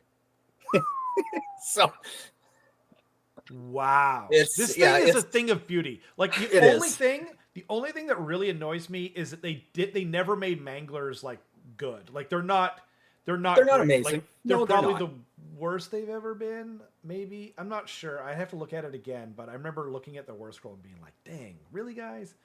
Anyway, The regular manglers got that. I think they got the bounce over the rampage. the rampage kind of thing. Yeah, which that's is true. neat. And now it's no longer like once per turn. So I guess they can all be doing it. Yeah. It's just their Yeah, it's- profile I was really disappointed by. Like it used to be a lot more like damage, they were capable of, and they were Yeah. just they've always been random. But anyway, one of the coolest models they've literally ever made. Like I've seen people that have nothing to do with Absolutely Warhammer love them. talk about how this is like the coolest model they've ever seen. So Yeah. Yeah. I regret to inform you, Rob, it is unfortunately once per turn army wide. Damn. Then I unfortunately rest my case. They're even worse than. I mean, the funny thing is that 72 squig herd. Oh If yeah. you look at like what's common in this the meta for this tournament, you've got a lot of ogres, you've got a lot of night haunt, which both really hate high volume rend 1 or like even no rend damage 1 attacks and like tons of mortal wounds back at you, which Yep. is exactly what this list is kind of throwing at you with that. That's true. So that could actually be kind of a problem, just because like you kill all the squigs, then all of a sudden, you could be taking like you're losing a couple guys to mortal wounds, and then they come back, and you're just doing it again, and it's Yep. just it's interesting. It's a lot. It's a lot of bodies to deal with. That's Yeah, it. 100%. I played 72 squig herd last edition, but just in 2 blocks, and it was absolutely nasty. Not quite as terrifying now, but right. it's still it's a lot of bodies. If they get in front of an objective, they screen well. Squids their are just control- so fun and cool. They I are. do. I really hope, like everyone's saying in the chat, like they're so pillow fisted now. Says Ludivicus. Dale says 12 wounds, 5 up save, no ward. Like LOL. Yeah, and they are pillow fisted. It's just like god dang, these things are, and they're random movement. Like, come on, guys, like give them something, right? Yeah. But I mean, one of the coolest models ever. Hopefully in the new book. That's the last I'll say on it. Yeah. It's just Good cool. on 'em. It's a fun list. This guy's my hero. I mean, like, I don't know Justin, but I think he's I'm cheering for him more than Carson. I mean, that kind of goes without saying at this point, but I shoot for most more than me, though. That's yeah, not a that's high exactly. bar. Yeah. By the way, Carson, before I forget to say it, you suck and I hate you. Thanks, buddy. You're welcome. The name, though, I wanted to talk about the name, which is probably the most important part of this list. Oh my God. It's called, Justin wanted me to name this the Ooga Booga Squig Tsunami, but I think we'll call it Squigaluga Boogers Ha Ha Ha Ha Ha. Got you. Okay, this is my new So- favorite. It's just so silly. That's Conan for you. Gotcha. Okay. Yeah, he got Conan to upload the list for him. So Oh, Shouldn't have done that. Yep. Oh man. Curious what Conan's running. Is it spiders again? Conan's not playing this year, unfortunately. He's damn it. just TOing this time around. Oh, fair But yeah, enough. he has been playing spiders. Good on him. So he's a legend. He is too, yeah. We had him on last year after he went 4-1 with freaking spiders. Like Yeah. Yeah, How did you do it? one of the God, worst what a things in the secret. game. Yeah, exactly. That's Conan for you. He does that. Freak of nature. What a piece of crap. Love you, Conan. Spin the wheel. Spin that wheel. Okay. Oh, we got it. This time it's a Oh, lock, no. baby. Yuck. Yay! All right. I hate this list. Terrible. What a jerk. It's not even good. Magnificent. Oh, okay. I can't hate Yeah. on the name. Yeah. So Magnificent Yeah. Bastards is from the stream last week. It's you. It's all of you in the chat. For It's helping all us. of you in the chat for being so generous and lovely and Yep. wonderful. And we'll never forget you. Yep, exactly. So we've got Prophets of the Gulping God. I'm running a 3-drop. I'm running the mandatory conjuration, as I've so I like that. lovely called it. Made me chuckle when I read that one. Because you gotta. It sucks, but you have Yep. to. Or I guess you don't, because a lot of people didn't. But Yeah. so I've got a general's regiment, which just has my slaughtermaster and a reinforced unit of iron guts.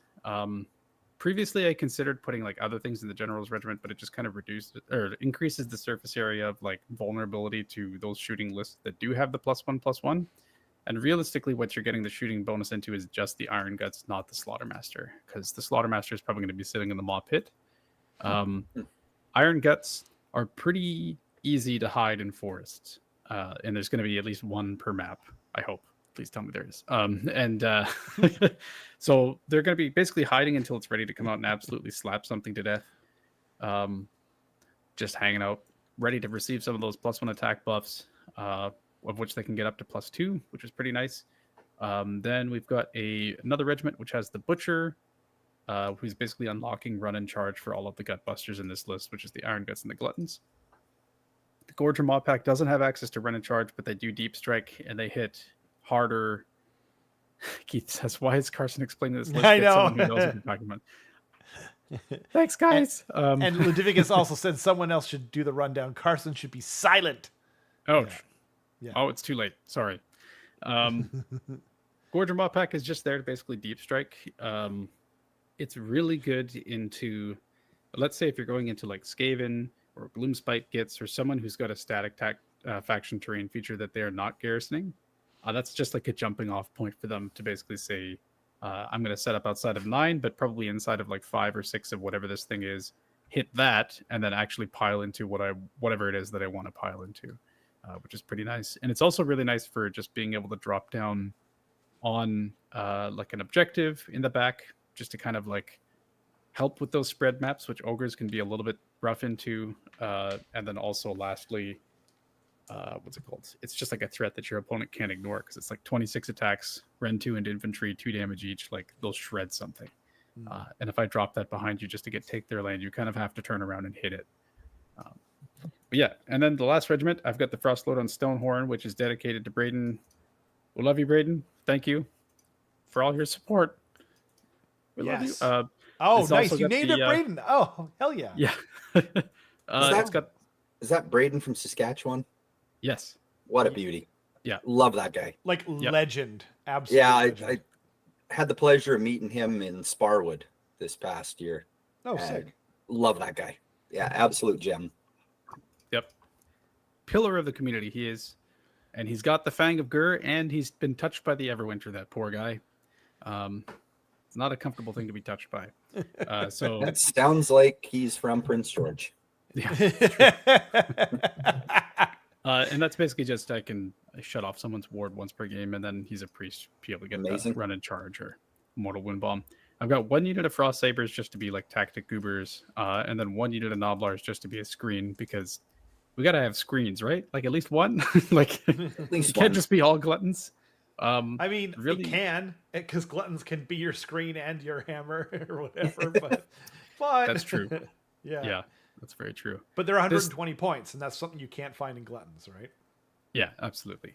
This list is like pure me coping that gluttons are not like the only thing that you can do, and I think that I've lost in that cope battle, but we'll see how I do. So you've definitely lost.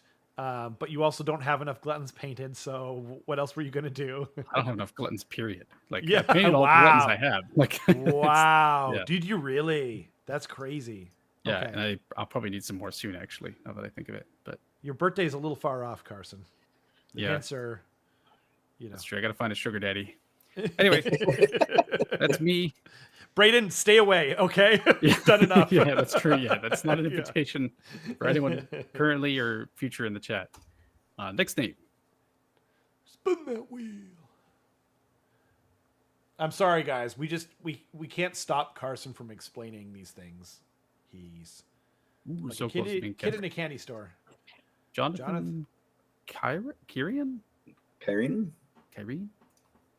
This is a fun list. This is kind of neat, actually. Sons of Behemoth. Jeez. Yeah, with a twist. Ooh. Is it got craggy? He's bringing the run in charge with the Rabble Oh, that's so cool. I love it. Very cool. He does have Morbid Conjuration. He does. Hilarious. Yeah, because he's got that artifact on the one. That Chloe Lancer, that lets That's him bring a too funny. manifestation. I am a little disappointed. I think he should have taken the Kron spine, because that would have been awesome. But this probably makes more sense, you know. Probably. I'm being beckoned into someone's closet in the chat to get gluttons, and I think it's going to be worth it. Do you guys think I should do that? Right? Well, 100%. Yes, 120%. I'll raise you, Josh. Yeah. Okay. All right. Yeah. I can't beat that. Beckoned into someone's closet. I don't get that, but It says I might have some in my closet. Come by. oh, Yeah. For reference, that guy, he's someone that I've known since I was like a child. okay. I know That's him not very making well. it any better. Yeah, that's true. Actually, I shouldn't have said that as the first thing. Yeah, you said like the Everwinter's a tough thing to be touched by, but you know, this guy isn't your Moving uncle, I on. hope. But yeah, Moving on. anyway, going on. So we've got a Gatebreaker Mega Gargant in the General's Regiment who's got the Glowy Lantern to bring along the Morbid Conjuration, like Josh was saying. It's confusing that there's a heroic trait called Rabble Rouser when he's also bringing a Rabble Rouser unit in his army. Right? Like, Yeah. like I wish that wasn't the case. Actually, I can't exactly remember what that does. If either of you guys do. +1 to charge rolls for Sons of Behemoth, wholly within 12 inches. That's Okay. pretty nice. So yeah, that's with, pretty cool. paired up with the run in charge of the actual Rabble Rouser, that's not bad. Yeah. Yeah, it's going to be a fast list for sure. He's got 3 Gatebreakers, one of which is an auxiliary unit, which means his opponents will all be getting +1 CP against him, which is a little... I don't know about that, but it's still... Yeah. Right. I think he doesn't care. I think probably what he's saying is just like, what if I throw 3 Gargants at you turn 1? How about that? Like, Yeah. Yeah. So, And those Maybe. gate breakers are absolutely nasty. yeah, and they can shoot, They which they shoot. probably won't be if they run, I guess. But basically what the thing is that with the Rabble Rouser, that makes it so that your, what's it called? Your monsters get run in charge as long as they move closer to the Rabble Rouser, which is pretty nice. Yeah. Right.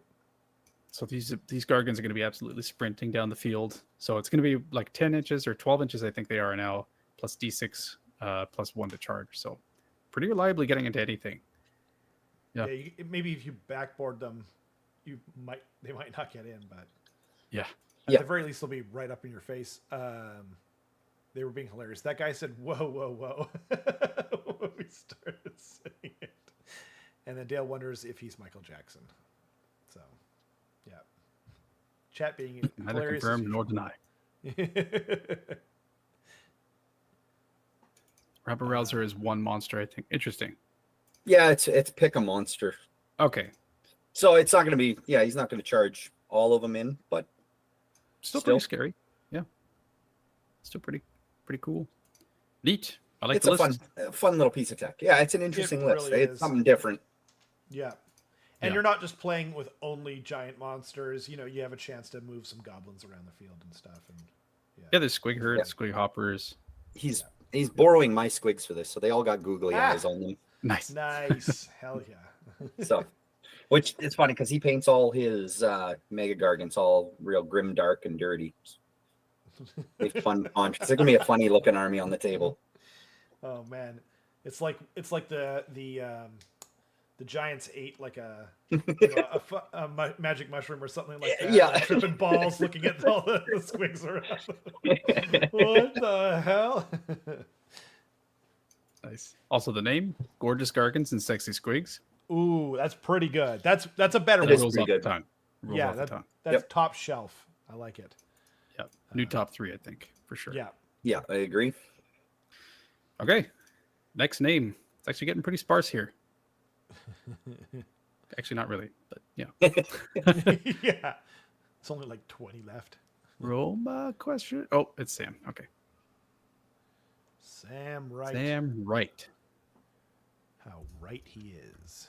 Samuel Wrong. Oh my god, another gloom spike. It's More gets. Even I love that even the Gargants list was like secretly also kind of yeah, against I it. know this is insane. Yep. Squignos. Squigno. Oh my god. Does he have Kragnos? Ooh. Yes, he He does. I love does. this man. Ooh. Okay. Yeah. Yep. Mwah. This is my That's favorite fun. list now. So we've got How dare you Squigalant, not pick the which is- Mangler squigs? I'm sorry. I'm He's sorry. got one. He's got one in there. True. Oh, there you go. He's got kind of a full gamut of squigs, I think. It's the best of both worlds. He's got the dank manifestations, which Josh was talking about earlier. It's actually a pretty solid spell lore. Like It is. It really the is. mushroom is good for like kind of like pinging some mortal wounds out there. You've got the moon to be extending the light of the bad moon. You've got the spiders, which are spiders, and then the cauldron I think is like one of the best ones, which is just gives you an extra power level to a wizard that is within combat range of it. So Yep. +1 to cast is very nice. It's a really good investment for later in the game. So very nice indeed. Squig Lance I think is +1 attack to like fang-filled gobs and all of the other like squig bitey attacks for all of the squig units. Yeah, if they on charge. the charge, correct. Yeah, and If then they made a General's charge, Regiment. right? Yeah, Sorry? if they charge. Yeah, Cool. yeah. Yeah, you bet. General's Regiment is Kragnos, who's going to be giving out that big 12-inch bubble of run and charge for all destruction units. Kragnos also has like one of the most fun rampages in the game, which is that if he charges into a monster, you roll 2d6, and as long as it's not a 7, you multiply the dice, and that's how many mortal wounds it does, which is just like, ooh, like, Yeah. And then if you charge into anything else, I think it's just 2 up, Two up, that many mortal wounds. Yeah, that's right. So d6 mortal wounds effectively, unless it's a 1 to everything within an inch of him, I think. Yes, I think that's what it was. I think it was before. I don't remember. I can actually check real quick here. Kragnos. Each enemy unit. Yeah. So if you have too many units too close together and he can get into all of them, then it's just like boom, like he a nice big nukes them. base. Yeah, and he's obviously extremely slappy. He's got a 5-up ward. Only a 4-up save now, but still 5-up ward's pretty nice. Yep. So yeah, he hits hard. Still And one we've of got the a loon funnest. ball, giant cake squig, which I think you said was like the chaining activations guy with other squigs. or Yeah, you betcha. Bounders. A block of 10 point crop bounders, which is reinforced. Super fast. They're good on the charge. You can bring them back from the loon shrine, which is nice. 2 blocks of 5 of them, probably objective takers, and they'll probably like either kill or maim pretty badly any screen that they go into, or like any other objective grabbers. So they're actually quite good on the flanks. Yep. And then the last regiment is the squig boss with Nash's squig, who has loon touched, which is that the +1 to cast? Or sorry, they makes them a caster. That was. I think it gives them. Yeah, it makes him a caster, Oh, Okay. or it gives him. I think it's give him an extra cast if they're already. Yeah, I think that's what it Yeah. is. Yeah. Yeah. And I think he gives them crit mortals. He gives squigs crit mortals, right? On their. Yes. That's the squig boss. Yeah. the squig boss. Yeah. Okay, gotcha. Then he's got 1 mangler squigs, a reinforced squig herd, which will be 24 squigs, which is pretty good, and then another unit of squig hoppers. So just all squigs charging all day, just like swarming you. Yeah, this is an interesting list. I like it a lot. Comboed with Kragnos' charge buff. It's pretty nice. It's got a lot of mobility. Yeah, 100%. The nice thing about any run and charge now is that you get the access to like redeploy and charge, which is always a super scary thing to be doing to someone. Yeah. And if you have something like squigs, then you don't actually care if they kill them before you get to swing, because it's like, here's your 5-up mortals in return. Yeah, Right? exactly. Yeah. You betcha. And it's a 2-up now for making the mortals. So it's either a 2-up, they have crit mortal, or add 3 inches to the movement characteristic. That's So not it's bad. kind of a little bit better utilitarian use of their ability. It's on a 2-up, but still, like, that's pretty reliable unless you're me. So yeah, I like it. You know. Nice. Well, good luck, Sam. Yeah. I hope Cool you don't list. die tonight, Hunt. Yeah. And Just like the rest of Leviticus, us. Leviticus is loving all the gets. So yeah. Yeah, this stream is really just for Ludivicus. We should have just named it. Okay. Oh. Jesse Day. Jesse Day. Back to Night Haunt. Not Oh. Jeezy Day. My bad. Bald Bros. Bald Bros. All right. Busheet is the name. Whoa, of that. Deathstalkers. That's crazy. What? Busheet. Yeah, Bushi. It's a good one. I like Yeah. it. Solid. It's good.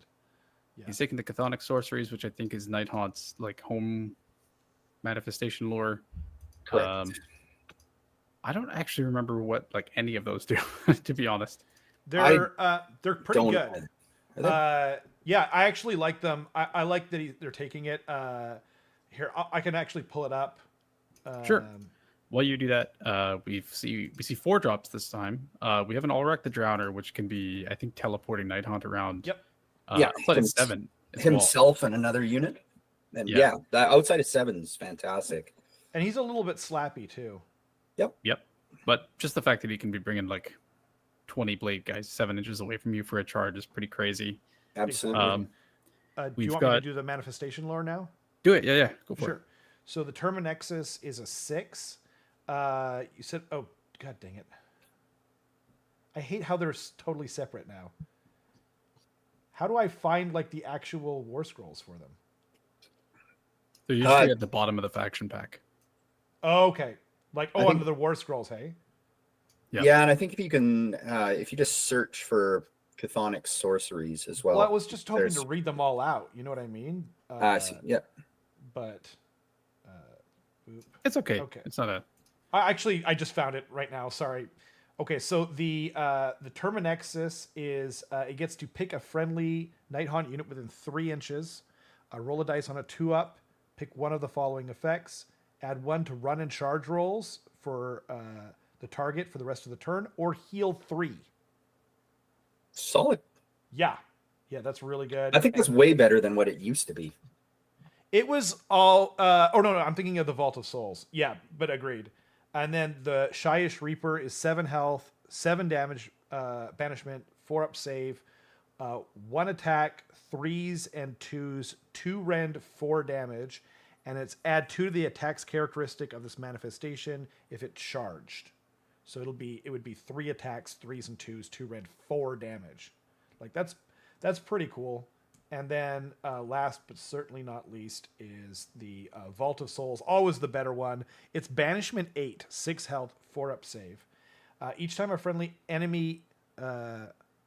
a model, friendly or enemy, is slain within 12 inches of this manifestation, give this manifestation a soul point to a maximum of 6. End of any turn, if this manifestation has 6 soul points, pick any number of enemy units within 6 inches to be the target. Roll a dice for each target. On a 3-up, inflict an amount of mortal damage equal to the roll. So it's just like it's a D6 effect roll essentially for mortal wounds. So I think it's cool. I think it's a cool lore. Like, yeah. I wish that model was better. That's not the coolest model out of the bunch. It's a lot better than it looks in the picture, though. Oh, does it? Okay. Yeah. I've only seen the pictures of that one, and it was. My son has it, and I was kind of going like, yeah, this is definitely the lamest one. And then he put it together, and I was like, actually, it's pretty cool. And he likes it a lot. The Reaper, the Scythe is the coolest though, for sure. Yeah, awesome. You never saw that one last edition because it was terrible. No, it was real bad. Yeah, but it is. It's a fantastic looking model. agreed. Yeah, That's cool. It'd be nice to see those on the table, actually. totally. Yeah, 100%. He's got a Lady Allender, which is the General's Regiment, and the General's Regiment also has a reinforced block of Blade Geists, Hex Wraiths, and Mireborn Banshees, which is something new that we haven't seen yet. Yeah. The Banshees are basically- basically Yeah, they have an unbind, and if they do successfully unbind something, whoever cast it takes D3 mortal wounds. However, they only get the unbind if them or like a friendly Night Haunt unit wholly within 12 of them is actually the target of the spell. So if you're just like Exactly. casting buffs on yourself, they're not really interacting with you. Yeah. And then you Yeah, hit- and I think But they they're pretty changed slappy. it now too, so you have to beat your opponent's casting roll now too, unfortunately, versus where they used they to have be. +1 to unbind though when that's the case. But That's it's nice. still- Yeah, But yeah, they're cool. still- I still think they got a lot of use. yeah, me Agreed. too. I Very like They're them. Night Haunt. They're Night Haunt too, so they're not bad in combat. Very true. Then we've got Reckoner the Grimhauler, which is excellent, as we've said before. 2 Yep. things of Dreadblade Heroes, which are going to be literally impossible for you to do anything about, unless Yeah. your opponent makes a glaring mistake. And then Mhm. the Krulgas Cruciator, who has both of the obligatory heroic trait and an artifact, basically to bring someone back at half strength for a CP once per battle, and then they +1 attack and a bubble if he's in combat. I can't remember what the Cruciator actually does He anymore. used to give -1 damage, and I think he is So not that. now- dangerous. No, now he it makes the unit within range of him ignore the first point of damage. That seems Ignore the bad. first. Yeah. Yeah. I love that. So in any phase they take a damage, a unit around him, you ignore that first point of damage. Okay. So he's got It's like kind of man I for remember- old rule. Yeah. I always refer back to when Conan was playing Chaos Dwarves, and they had, it must have been one of their sub factions, kind of had that. You ignore that first point of damage. It's not bad. I don't think it's as good as his old rule, but Not even close. -1 damage. Yeah. yeah, that was insanely incredible. valuable. Yeah. Yep. But he's cool. He's a support piece there, right? Yep. I mean, 150 points seems overcosted, but considering what the rest of the army is doing, hey, right? Cool looking Yeah, you model. That's awesome. Yep. Yeah, very true. I like what Alex said in the chat. I like the mental image of Rob looking over his child, telling him his things are lame. No, I just Plays my we always talk about like what what the coolest, like I always ask him like, what do you think the coolest looking model is or whatever, and yeah, I was kind of like, I was like, I didn't say anything was lame. I just said like, like clearly the reap or the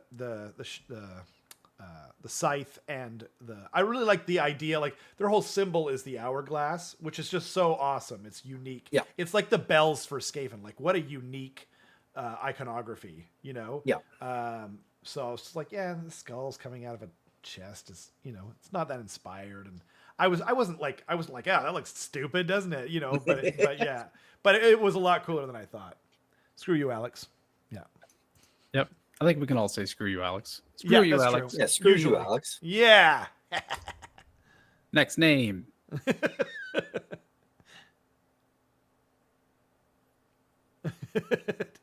Keith said, did Rob just say Vulturesaurus? I didn't. I wish I had. And I have no idea what I actually said at that point.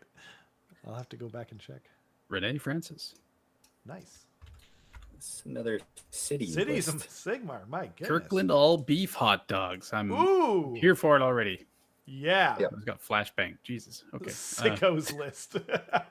Sickos list. Nice.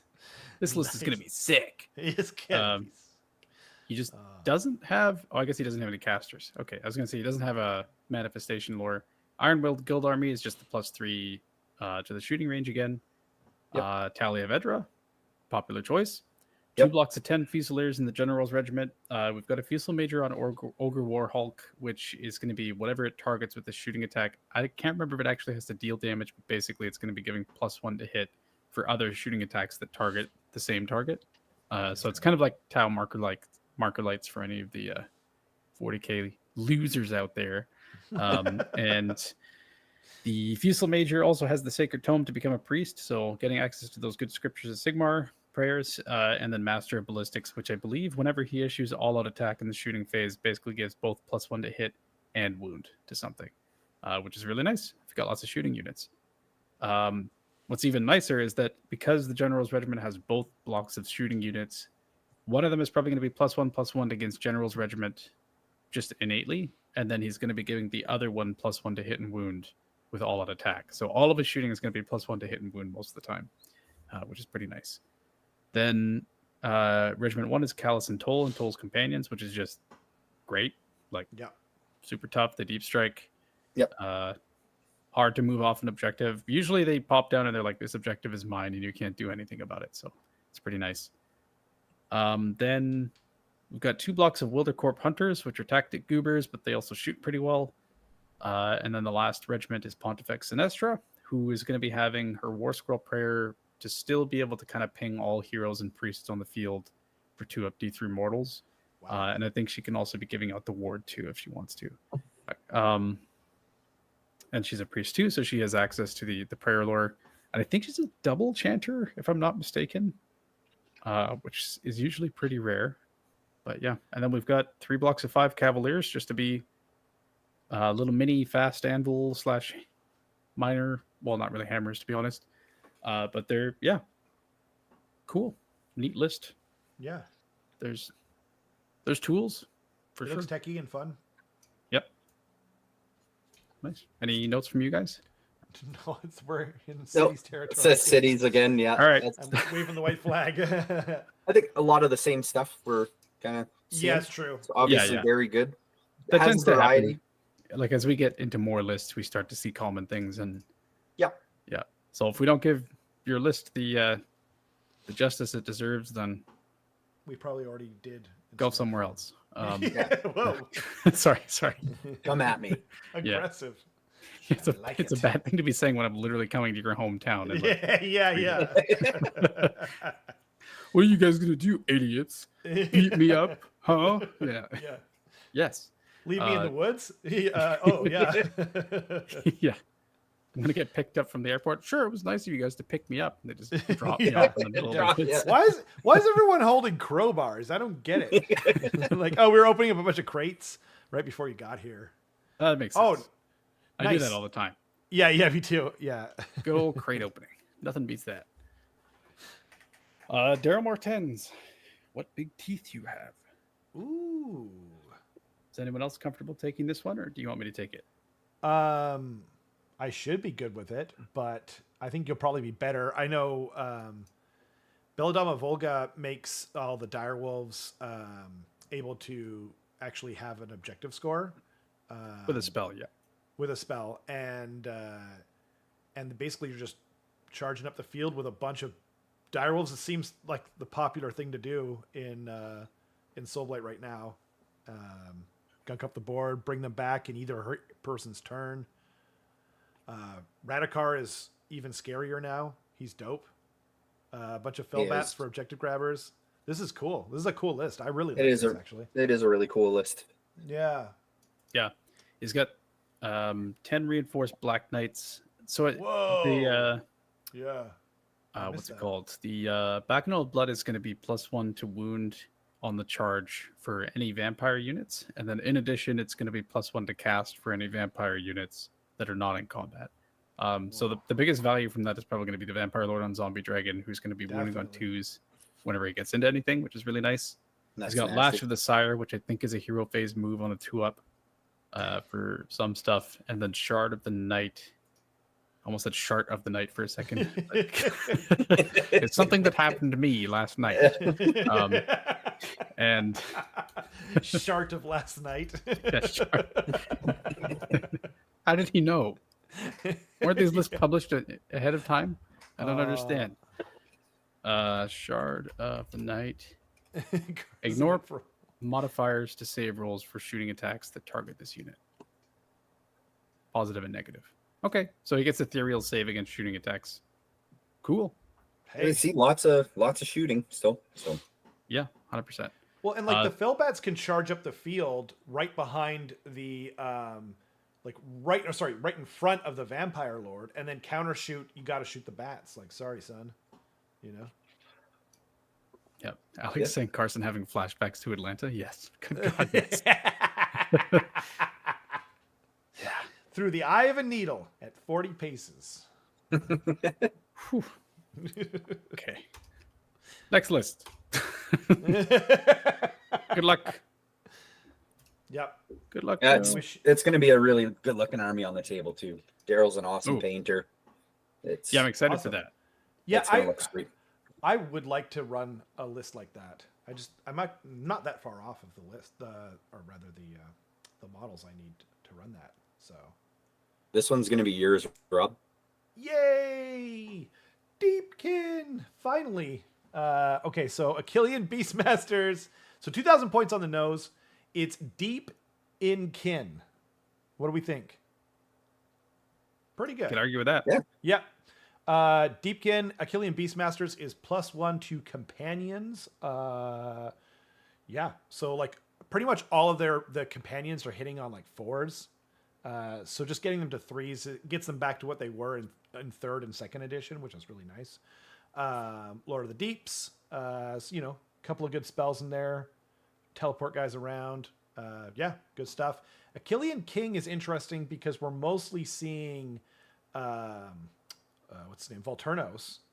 But you know, a little bit of utility there, and like it unlocks the ability to take a bunch of Achillean units, which he has here. He's got the Alopex or two 3 Alapexes, excuse me, kept running down, and there were more Alapexes. The Yeah, I Razor think Shell. got 5 or so. Wow. I think the Razor Shell Harpoon is the one that's good against cavalry. Or wait. Or no, is that the one against monsters? I think it's the one against monsters. 190 points is a lot, but it does have the utility of like making, if you get the wounds off, then they can't, then they're charging on 1 dice. Yeah, I don't know what's going on over there, but Right. I saw no Keith's worries, comment, no. which is just deep in kin. Distant banjo sounds. Ding, ding, ding, ding, Love it. Okay. The Leviathan's throwing out that ward bubble around him, and it's also like pretty slappy. 500 point unit.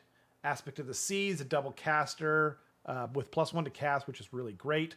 Armor of the Sithai, I believe it turns off all effects on 6s, which is a lot more effective this edition than it was last edition, because there's so many crit, auto wound, crit mortal, etc. now.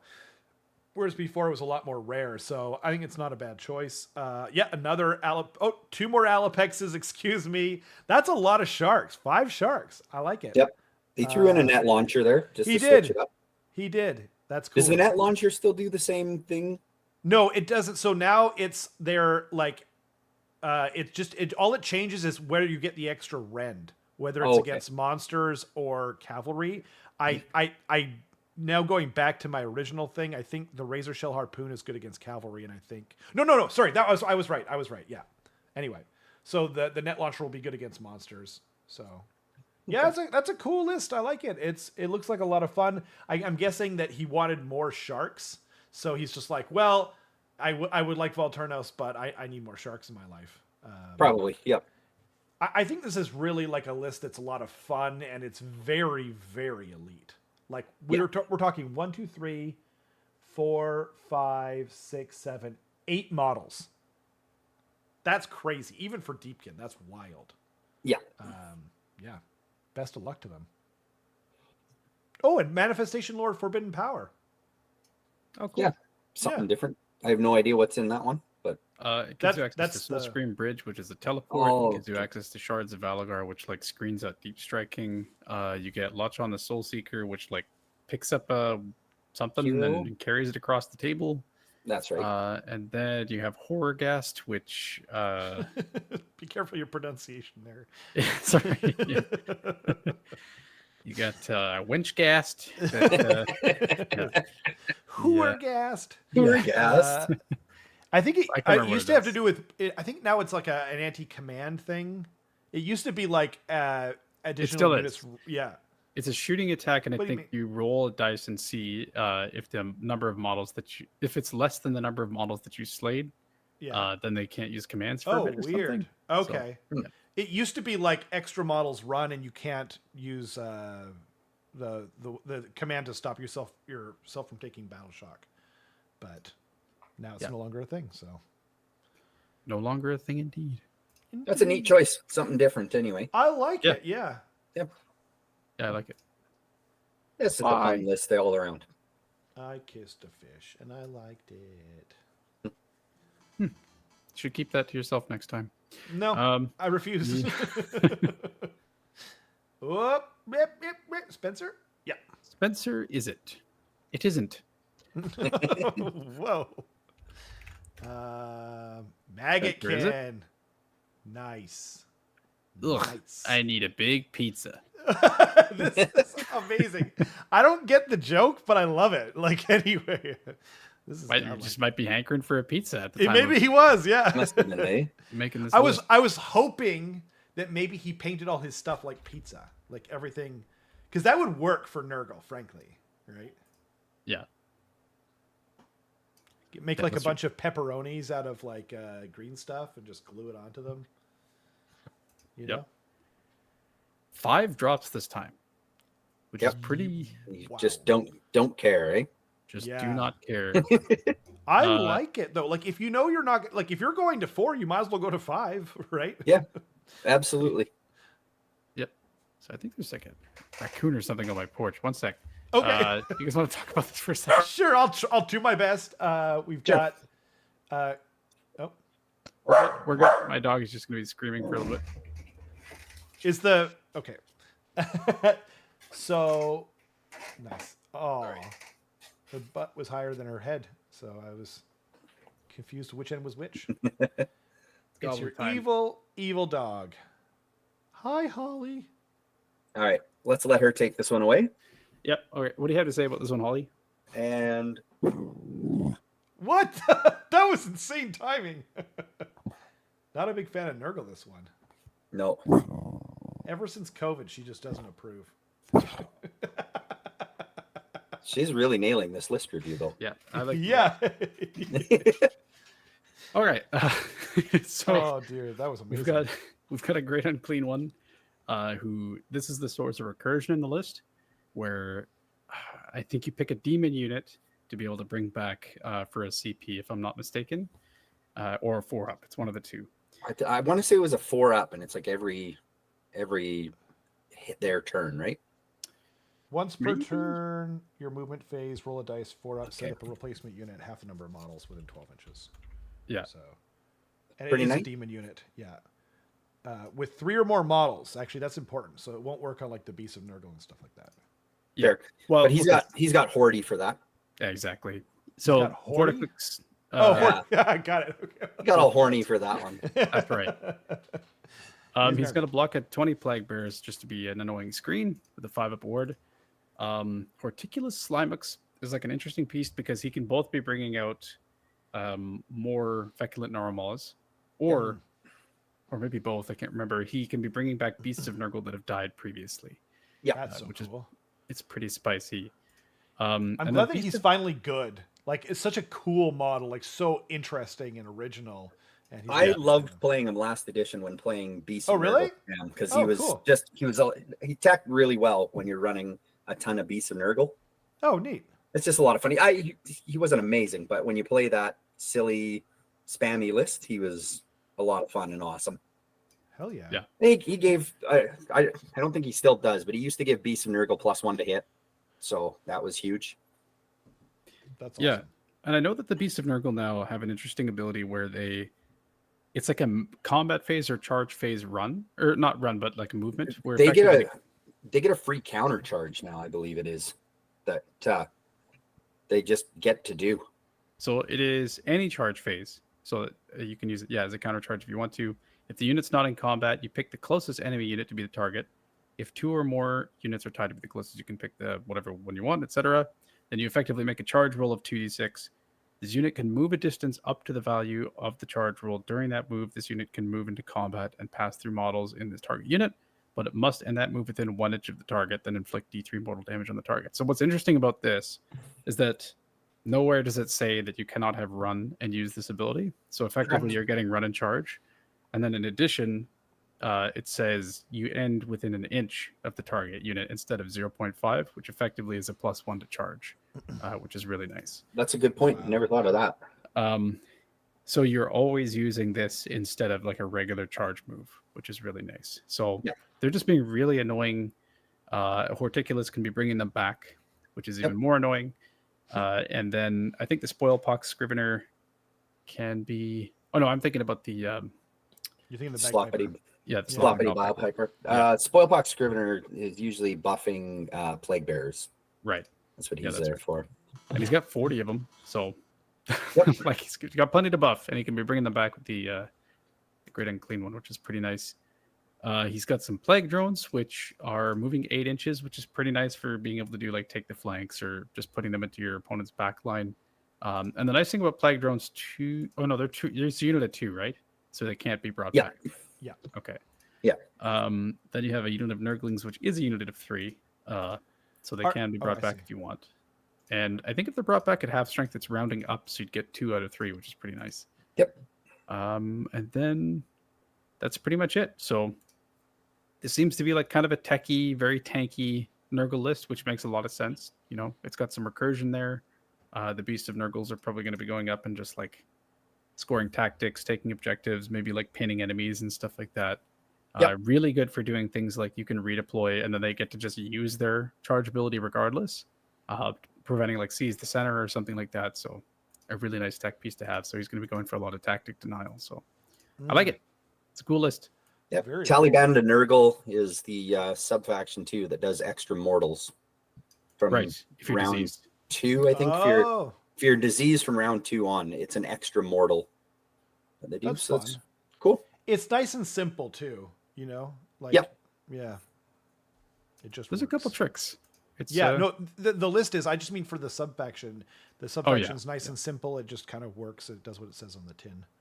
So, yeah. They did. I think they did a really good job of making Nurgle thematic again this edition too, and how their disease spreads this time around. It really neat. It's an interesting faction. so They much got rid better of- than the accounting that Yeah, we had in exactly. the last edition.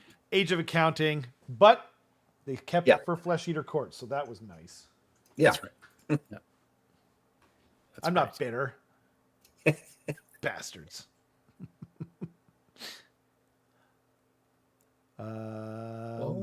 Derek Briggs. Seraphon. Ooh. This is a neat list too. Bald Another Bros. Bald Bros. Yeah. Seraphon, let's see. Okay. You wouldn't like me when I'm angry. Nice. 1990 points. Eternal Okay. Star Host. That is the teleporting one. Okay. And yeah. Then Gotcha. we've got the Seraphon lore, of course. Star Master. You need the Star Master because it's the only way you poop out. You have recursion. It's kind of too bad, but like we're seeing that a lot, you know, on like other stuff like the Great Unclean one, which we just saw. And then it's 3 units of reinforced Agrodon Lancers. They're just good. They're just solid money. They slap. 2-drop. They slap, yeah, exactly. The Warriors are going to be, you know, holding a back objective probably, and then you got the Oracle on Troglodyte with the incandescent Retrices. I think is that still the healing? I don't remember now. Wait, what? Oh, that's in his own regiment. Got it. I see. I misread it too. I think it's healing, and then I don't know being of the stars though. It's Right? heal D3 is incandescent. But I don't remember being of the stars. Yeah, I just don't know that. Like, it's not what I looked at. So Let's have a look. Ignore modifiers to save rolls for this unit, positive and negative. oh, ethereal, huh? Yeah. That's not bad. really good on the Trog, huh? Yeah. I didn't think about that. Is it a 'Cause 4 up save, right? Yeah, but like I kind of said this before, but like Night Haunt. One of the reasons Night Haunt is so good is because there's no more save stacking, you know. So their ethereal just means so much more now. And a lot of stuff went up in Ren too, you know. Not everything, but yeah. That's true. Actually, it is pretty rare that you're running into like Ren 0 things. Yeah. Yeah. The only thing that Absolutely. I can think of that's like relatively common now is if you see Dark Shards in Cities of Sigmar, they're just dumping like 60 Ren 0 attacks at you if you're not infantry. Right. But other than that, it's like it's Ren 1 anyway, so you're getting the same thing as if you were to all out defense. So the ethereal 4 up is just fine. Yeah. Yeah. Yeah, cool. And then and you're seeing a lot of 2 and 3 Ren now more. You know, yeah, like clan rats and like there's a few things out there that like you'll see a lot of just 0 Ren attacks, but it feels pretty rare. Ghouls, I guess. I don't know. Yeah, I can't think of a lot. And I think even ghouls had ways to get it rend. That's true. Yeah, if they're within range of an abhorrent, etc. Yeah, that's true. But that's a good point. You don't And see clan a rats lot of- too. And clan rats can in claw horde. So like, yeah, Yeah, seeing 0 rend is a lot more rare these days. yeah. So yeah, But- that's good. Really good. I really like the list though. I mean, the Agrodon are my favorite like thing in the entire army. So just running around with a bunch of those assholes is just perfect. It's Yep. that looks like a lot of fun. I think it would be fun to play. Yeah, Yeah, you me bet. too. I've only got 12 Lancers, so I couldn't run this list yet. Rookie numbers, eh? I know. I made the mistake and I bought Croxagore as well because they look awesome. So, Yeah, Croc stores are cool. Cool. Well, best of luck to you, Derek. Yep. I approve. The old ones Rob approve. seal of approval. Yep. And the old ones, wow. Yeah. Dang. They're less important than I am, obviously, but Obviously. yeah.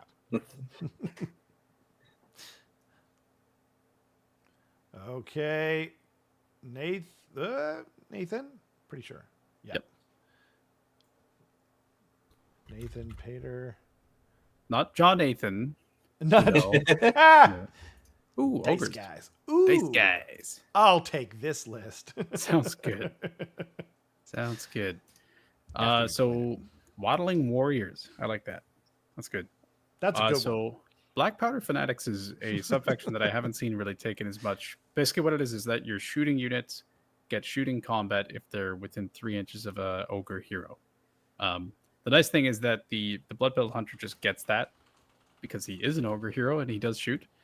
It's also interesting to see the Blood Belt Hunter in there who's got the kind of, he can make a normal move if he's outside of 9 inches of enemy units in the enemy movement phase.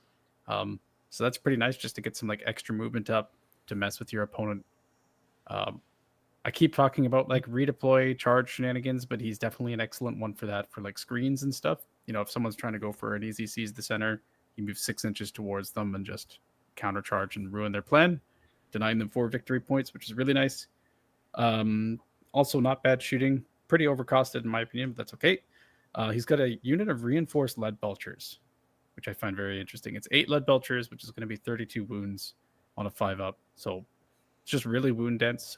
Each one is going to have D3 attacks, and then they've got their fancy little ability where they have some Noblar tokens, where they can re-roll like one of the random characteristics per token they have, and if it's a 1, then they lose the token for the whole game.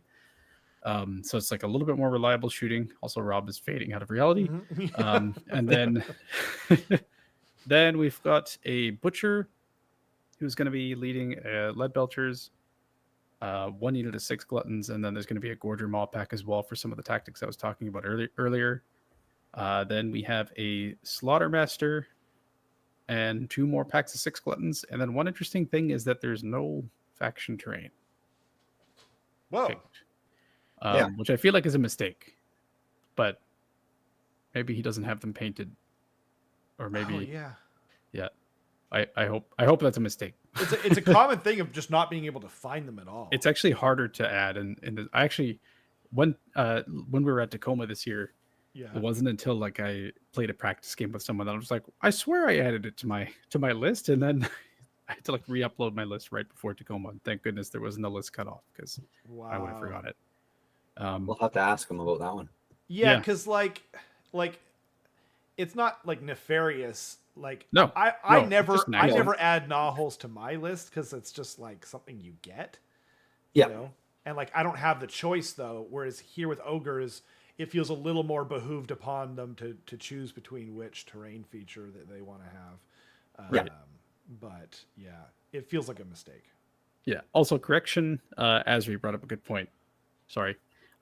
Only lead belchers and iron blasters get the shoot in combat. Other ogres units do not. So blood pelt hunter wouldn't. But that's okay. He doesn't really want to be in combat anyway. So it's fair enough. And if he is, he's probably dead. So yeah, for sure. Not a big deal. Jim says everyone keeps telling me that 4th is less killy. God dang, my rats and rat ogres die mighty fast though. 5-up feels like a t-shirt. Yeah, I don't like, people talk about it like it's less killy, but that has not been my experience whatsoever. I can't think of a single unit that I own that isn't more killy by far.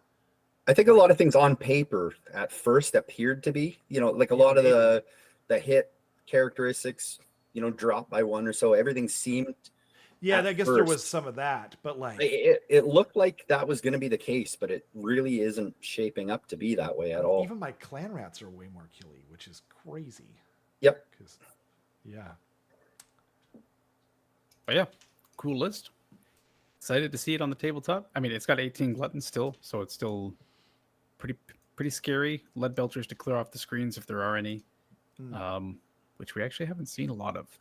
No, I don't think we have. No. Like screens, those are stupid. We don't need that. It's really a lot of elite lists.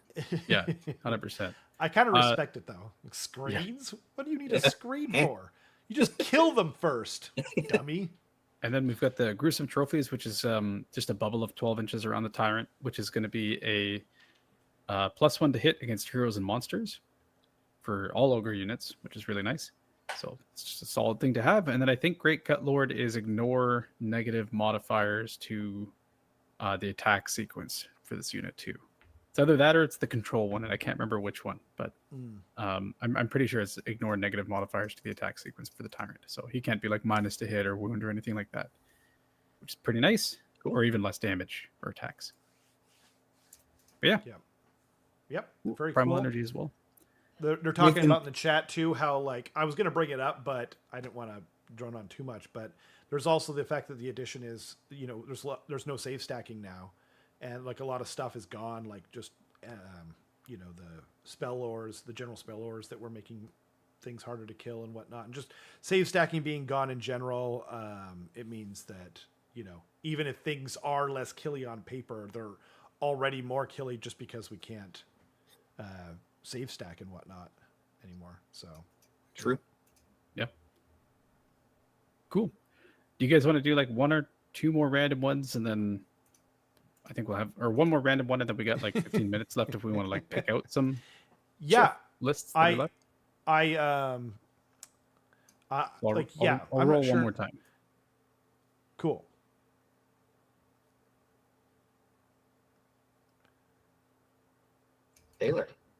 Taylor. Nice. Another Cruel Boys. Ooh. Cool boys.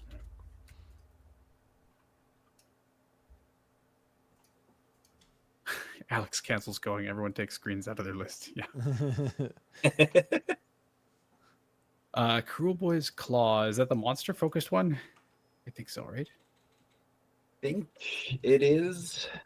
I have it up here. One sec. Okay. Cruel Boys Claw. I'm gonna let you guys take this and be right back. Sure. Cool. It is the friendly Cruel Boys units that are wholly within 3 inches of a terrain feature are not visible to enemy units that are more than 12 inches away from them. Okay, interesting. So the key thing is visibility here, where like they can't be targeted by spells, they can't be shot, and anything else that requires visibility to like actually target them, which is kind of neat. Got another Primal Energy. Got another Snatch a Boss on Sludge Raker Beast for the extra mortals. Egomaniac. Let me check what that is. Egomaniac is, while this unit is within the combat range of a non-hero Cruel Boys infantry unit, this unit has a ward of 4+. Each time you make a successful ward roll for this unit, allocate 1 damage point to that unit, and then so it basically has pass off on 4s to that infantry unit when he's near them, which is pretty cool. Nice. Then Mork's Eye Pebble. That used to be the once per game, but I don't know. Once per battle, 5-up ward. Yeah, Wholly okay. within 12. Wholly within 12. Nice. Pretty Is good. it no longer just in the shooting phase? Once per battle reaction, opponent declared an attack ability. So it's shooting or combat. Nice. Cool. That's pretty good. Yeah. Buffed. Pretty Better good. than it was. Yeah. Yeah. Then we've got a reinforced unit of Gut Rippers, a non-reinforced unit of Gut Rippers, a reinforced unit of Hopgrot Slitters. So just lots of bodies on the table with this one. We've got a Swamp Collar Shaman with Potgrot. Alex called this out earlier, but the Swamp Collar Shaman is +1 to cast until it rolls an unmodified 4 or less, or less than 4. I can't remember which one. That's so weird. It's pretty cool. It's good cool. buff. It's interesting. It's so weird, though. Yeah. Yeah. Then we've got a unit of Monster Killers, which is just the pure efficiency. We've got a Killaboss on Great Gnashtooth. Beast Skewer Killbow for some extra shooting harassment. Even more shooting harassment with the reinforced bolt boys and non-reinforced bolt boys. Yeah, it's just a well-rounded list, I think. It's going to be doing a lot of things. And being wholly within 3 inches of terrain means you can't be visible outside of 12, which is pretty nice. So That's fun. I like it. Yeah. It's neat. Cool. Any notes here from you guys? No, Swampy I mean, orcs. Nope. mid, you know. Yeah. Okay. Well, why don't we, out of the names that we have left, which are these, Okay. why don't we like each pick one that we want to do? Sure. I'll pick Curtis. Curtis Thomas. Yeah. He is a very nice guy, and he brought Flesh Eater Courts. Yes. So Do you want to talk about this list? Sure, yeah, because you know, like I searched and there were no Skaven. So I was like, I already talked about Seraphon. I already talked about Idnith. What else could I talk about? Well, Flesh Eater Courts. So he brought, it's a 4-drop, which is very interesting, and Ghoul Patrol. Ghoul Patrol is you can have one unit of ghouls fight after another, as long as they don't have the fast fight last effect. So that's kind of fun because he's got a lot of ghouls here. Obviously, he's got 1 unit of reinforced, and then he's got 3 units of minimum. So he's rocking what? 100 ghouls? Yeah, 100 ghouls. A small 100 ghouls. And then he's got the Arch Regent, so he's going to be able to bring back units with it. Cruel Taskmaster is the additional like guy or whatever.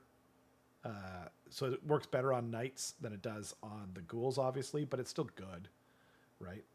And then the Gore Warden is the interesting choice here. I never saw him on the table once in last edition or this edition, so I don't even know what he like. Does he still do the thing where you can teleport in? Like, I don't even know. I'd have to look. Yeah, he does. Is it? Yeah. Yeah, gotcha. And he's like, is this a single cast wizard still? So like, that's cool. He's going to be teleporting him and the knights. Yeah, that makes sense. Yep. And then Crypt Horrors, as you said. And then they've got the Morbeg Knights, which are like the best thing in the army other than possibly Usharan. They're just charging in, retreating and charging, doing mortal wounds when they charge. They've got more wounds now. They should have always had 4 wounds, frankly, but now they do. So that's nice. And then he's got another Arch Regent. So yeah, bringing back more guys, and then a Cardinal for some prayer lores. I think it's just a really cool list. It's, good that Curtis is young. His back will not go out like mine clearly would after playing this list for more than 15 minutes. But yeah, I think it's cool. It is I cool. don't know if you guys have anything to say about it, but yeah, I think it's a dope list. No. It's just a super cool looking army. Flesh Eater are just neat. Yeah, they're fun. I kind of fell in love with them again, like I had them in 2nd edition, and then when I figured they were getting like a redo, I kind of got back into them before we even saw it. But yeah, they were so cool. So yeah, Very cool. They're struggling right now in terms of like the win rates and stuff like that. But yeah, I think there's like they have to be played. I think they're another army that probably has to be played kind of well in order to do okay. Yeah. Josh, do you have a list that you want to? Okay. Well, I see in the chat there, Alex is requesting a Stormcast list. You want to check That's out? That's crazy Rome? that we didn't land on a single Stormcast list this entire time. That's true. 3 of them in there. Yeah. Well, you're recommending Roma. You want to try Roma? Yeah, let's do that. Yeah, she's a more fun stuff. Stormcast Stan, as the kids call it. Stan? I don't know. Stan, yeah. I don't know what the kids say. Soulburn. Half the time I can't understand what my kids are saying. That's fair. Okay. Do you want to go over this list then, Josh? I don't know enough about Stormcast. Just they all look the same to me. See, so, Alex actually he just hates us. That's why he wanted us to go over this. Probably. None of us know anything about it. I know some basics, right? Like Indrasta, we know is an absolute monster killer. Right. Yep. She brought Sacrosanct as well, which is interesting, which I assume means that she took her. Oh, cool. Yeah, Dracolines to keep them. Ooh.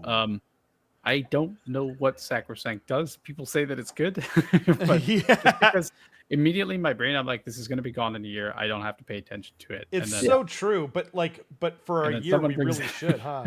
And I'm like, why don't I look it up real quick while we're... Sure. I got it here. So pick a friendly Sacrosanct Chamber unit that had models slain in this turn to be the target. Return 1 slain model to the target unit. Oh. Okay. That's kind of lore appropriate. Once per turn army, end of your turn. Your turn, okay. So if you lose models in the punchback, then you get to bring one back. What, do the models have to have been slain this turn?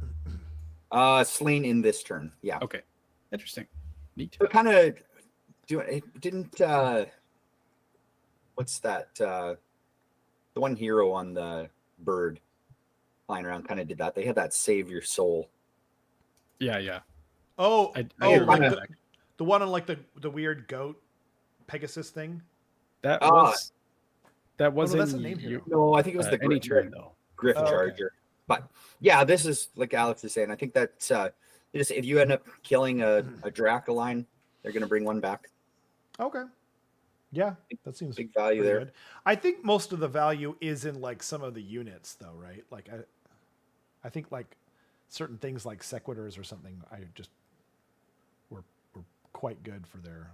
Although I don't see any here. Maybe I don't know what I'm talking about. You got Ionis Cryptborn though. Yep. Right. I'm looking up the Dracolines just because I know that's going to be like obviously a key part of the list. Yeah, because there's Reinforced, which means it's going to be size 6. uh-huh.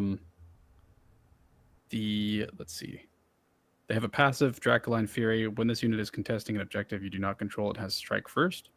That's pretty good. So if it like charges onto an objective, it's going to be really nice. Or just like gets charged. Well, I guess if it gets charged when it's touching that objective, chances are it's not going to have that ability. So taking objectives from people you have strike first is always a really nice thing. Right. This unit can use unbind abilities as if it had Wizard 1. And then they're 5 health each on a 3-up save, which is pretty nice. And then attacks profile wise, it's going to have a total of 18 of the Dracoline Claws attacks. 3s run 1/2 damage. So That's really pretty good. solid. Yeah, it's Yeah. really solid profile. Then the Vocator weapons have crit mortal. They're 3 attacks each. 3s run 1/1 damage. So they're spamming things. Basically, it's going to be like a decent amount of mortals coming through on average. 3 because it's going, or I guess slightly more than 3 because there's a champion. Draw stick can punch really hard, as Dale's saying in the chat. We have a Knight Vexillor, which that's not the +1 to chant one.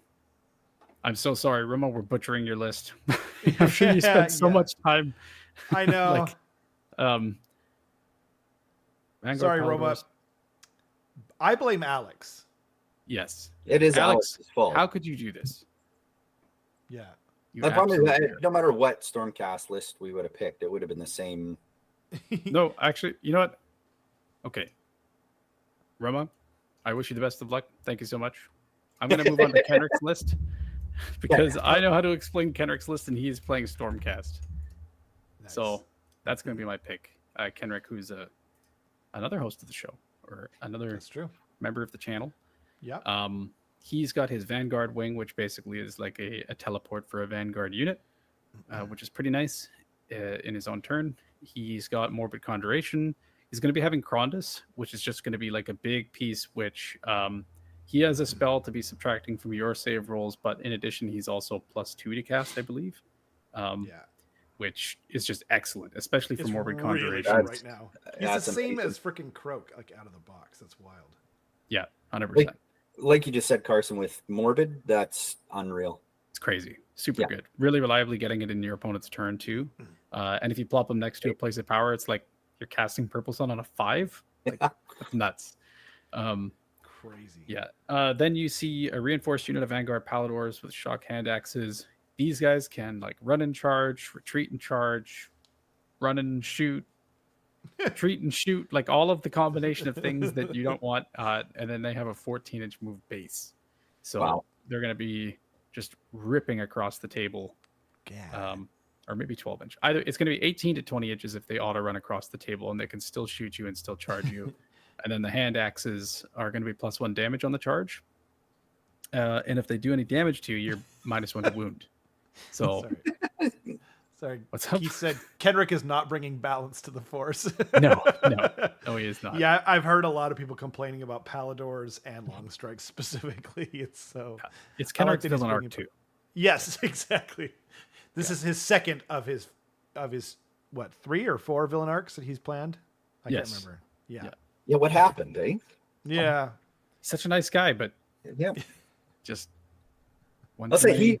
last year he won best sport at Northern Waste. So Not this year. not this year. Definitely not. He's gonna and make the sure of reason it. The reason why is the next unit that I'm about to say is the Vanguard Raptors with long strike crossbows. They, good God, in a general's regiment, they're already 3s and 3s, right?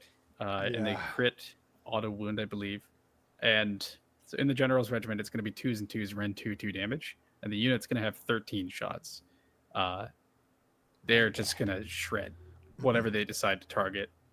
And especially if you're going to have something like Techless on the table or like a big centerpiece that you want to keep there, like my Stonehorn is not long for the world kind of thing against a list like this. Yeah.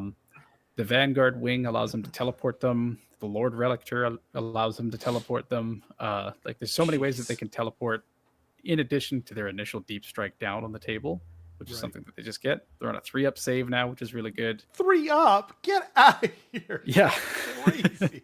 They're incredibly good. What the hell? So that unit's just going to be torturing things. Then he's got a Lord Relictor, which that's the one that has +1 to chant.